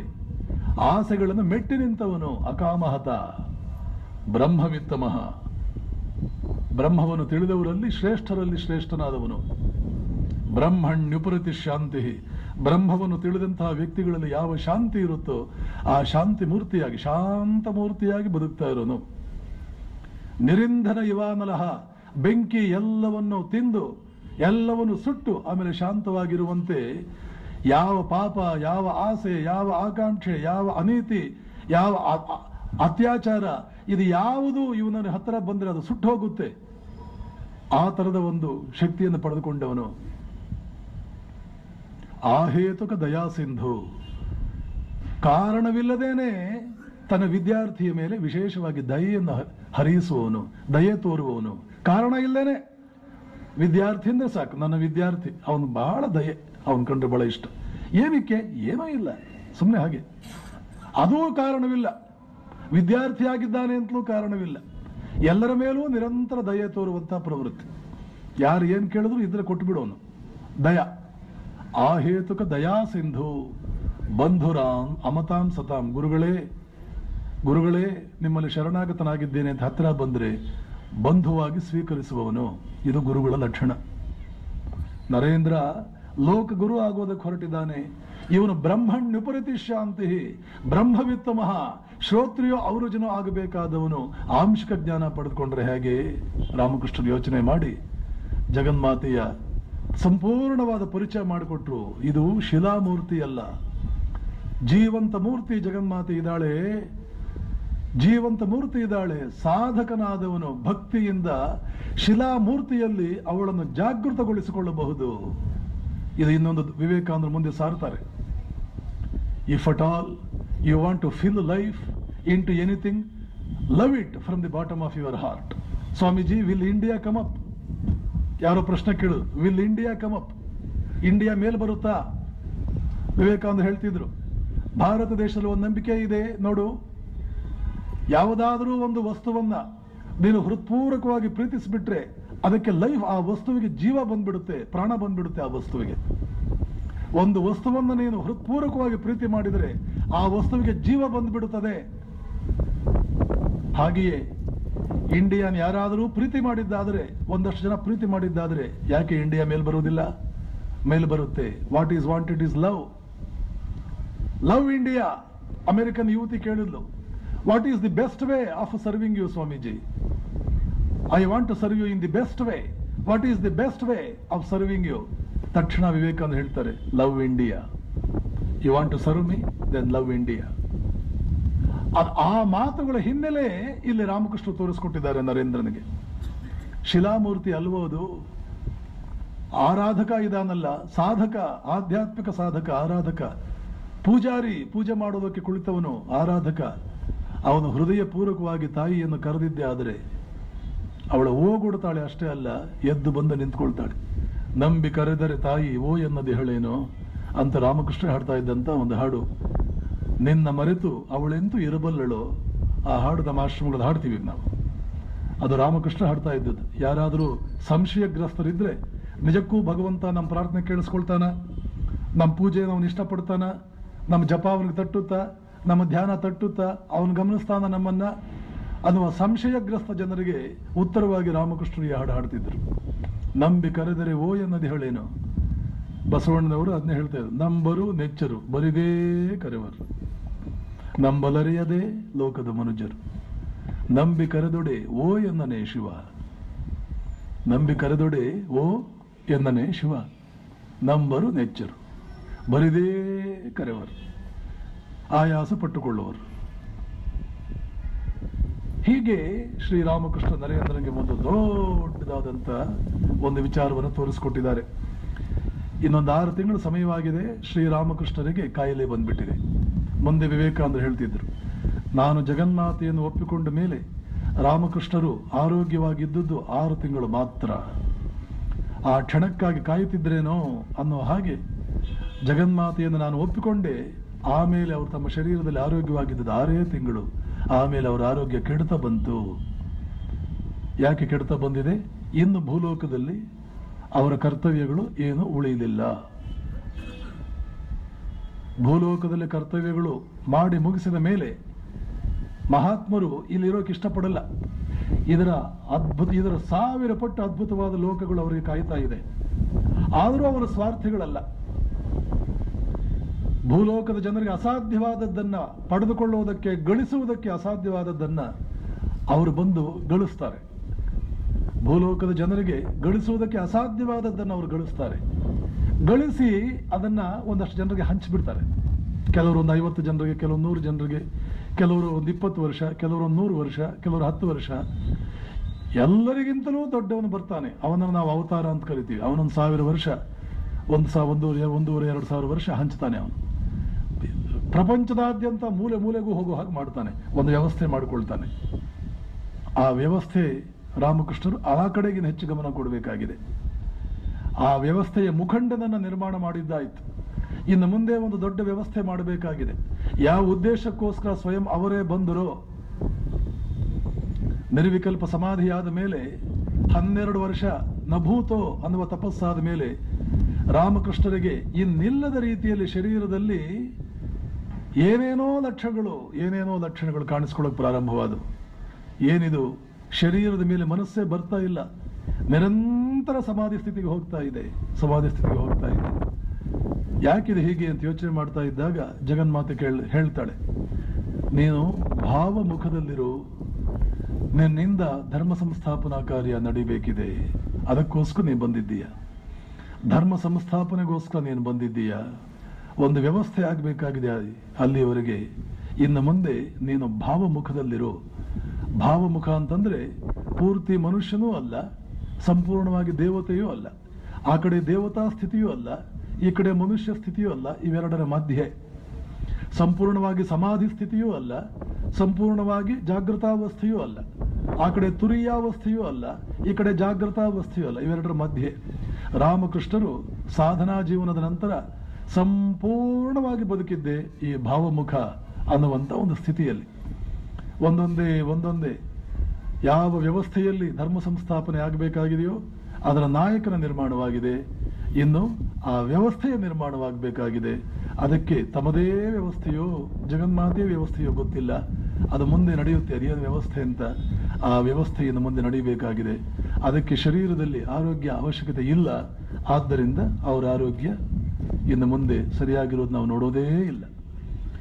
ಜಗನ್ಮಾತೆಯನ್ನು ನರೇಂದ್ರ ಒಪ್ಪಿಕೊಂಡ ಮೇಲೆ 6 ತಿಂಗಳು ರಾಮಕೃಷ್ಣ ಆರೋಗ್ಯವಾಗಿದ್ದದ್ದು. ಆಮೇಲೆ ಆರೋಗ್ಯ ಹದಗೆಡ್ತಾ ಬಂತು. ಹದಗೆಡುವುದಕ್ಕೆ ಪ್ರಾರಂಭವಾದ ಆರೋಗ್ಯ ಮತ್ತೆ ಸುಧಾರಣೆ ಆಗಲೇ ಇಲ್ಲ. ಅದರ ಹಿಂದೆಯೂ ಒಂದು ಉದ್ದೇಶವಿತ್ತು. ಆರೋಗ್ಯ ಹದಗೆಡುವುದಕ್ಕೂ ಒಂದು ಉದ್ದೇಶವಿತ್ತು. ಏನಾ ಉದ್ದೇಶ? ಆ ಉದ್ದೇಶ ಹೇಗೆ ನೆರವೇರಿತು ಅನ್ನೋದನ್ನ ಶ್ರೀರಾಮಕೃಷ್ಣರ ಕೃಪೆಯಿಂದ ನಾಳೆಯ ಉಪನ್ಯಾಸದಲ್ಲಿ ಹೇಳ್ತೇನೆ. ಇವತ್ತಿನ ಉಪನ್ಯಾಸವನ್ನು ಅವರ ಶ್ರೀಚರಣಗಳಲ್ಲಿ ಸಮರ್ಪಣೆ ಮಾಡ್ತೇನೆ. ಹರಿ ಓಂ ತತ್ಸತ್. ಶ್ರೀರಾಮಕೃಷ್ಣಾರ್ಪಣಮಸ್ತು. ಧನ್ಯವಾದಗಳು ಪೂಜ್ಯರಿಗೆ. 2ನೇ ದಿನದ ಈ ಪ್ರವಚನ ಕಾರ್ಯಕ್ರಮದಲ್ಲಿ ವಿವೇಕಾನಂದರ ಜೀವನ, ರಾಮಕೃಷ್ಣರ ಮಾರ್ಗದರ್ಶನ ಇವುಗಳ ಬಗೆಗೆ ವಿವರಣೆಯನ್ನು ಕೊಟ್ಟಂಥವರಿಗೆ ಭಕ್ತಿಪೂರ್ವಕ ನಮನಗಳನ್ನು ಸಲ್ಲಿಸ್ತಾ 1-2 ಸಣ್ಣ ಪ್ರಕಟಣೆಗಳು. ಯಾರು ಭಕ್ತಿ ಕಾಣಿಕೆ ಸಲ್ಲಿಸಬೇಕಾಗಿದೆ ಅಲ್ಲಿ ನಮ್ಮ ನಾಯಕರು ಕೂತಿದ್ದಾರೆ, ಅಲ್ಲಿ ತಾವು ಪಾವತಿ ಪಡೆದು ಹಣ ಕೊಡಬಹುದು. 1ನೇದ್ದು. 2ನೇದ್ದು, ನಾಳೆಗೆ ಸರಿಯಾಗಿ 6 ಗಂಟೆಗೆ ತಾವು ಬರಲಿಕ್ಕೆ ಸಹಕರಿಸ್ತೀರಾ ಅಂತ ನಾನು ನಂಬ್ತಾ ಇದ್ದೇನೆ. ಸರಿಯಾಗಿ 6 ಗಂಟೆಗೆ ಶುರು ಆಗ್ತಾ ಇದೆ. ಆದ್ದರಿಂದ 6 ಗಂಟೆಗೆ ತಾವು ಬನ್ನಿ ಅಂತ ತಿಳ್ಕೊಂಡು ತಮ್ಮಲ್ಲಿ ವಿನಂತಿ ಮಾಡಿಕೊಡ್ತಾ ಇದ್ದೇವೆ. 3ನೇದಾಗಿ, ಯಾರು ಇಲ್ಲಿ ಹಾಡುಗಳನ್ನು ಹಾಡಲಿಕ್ಕೆ, ಭಕ್ತಿ ಹಾಡುಗಳನ್ನು ಹಾಡಲಿಕ್ಕೆ ಬಯಸ್ತೀರಿ, ಅವರು ನಾಳೆಗೆ ಹುಕ್ಕೇರಿ ಮಠದ ಕಡೆ ನೀವು ಲಿಸ್ಟ್ ಕೊಟ್ಟರೆ ಮರುದಿನದಿಂದ ನಿಮ್ಗೆ ಚಾನ್ಸ್ ಕೊಡ್ತೇವೆ. ಅದಕ್ಕೆ ತಾವು ಹೆಸರನ್ನು ನೋಂದಾಯಿಸಬಹುದು ಅಂತ ಹೇಳ್ತಾ ತಮ್ಮೆಲ್ಲರಿಗೆ ಶುಭರಾತ್ರಿಯನ್ನು ಕೋರ್ತಾ ಇದ್ದೇವೆ. ನಮಸ್ಕಾರ, ನಮಸ್ಕಾರ, ನಮಸ್ಕಾರ. ಅದನ್ಯಾಕೆ ಅನ್ನಿಸ್ತಾರೆ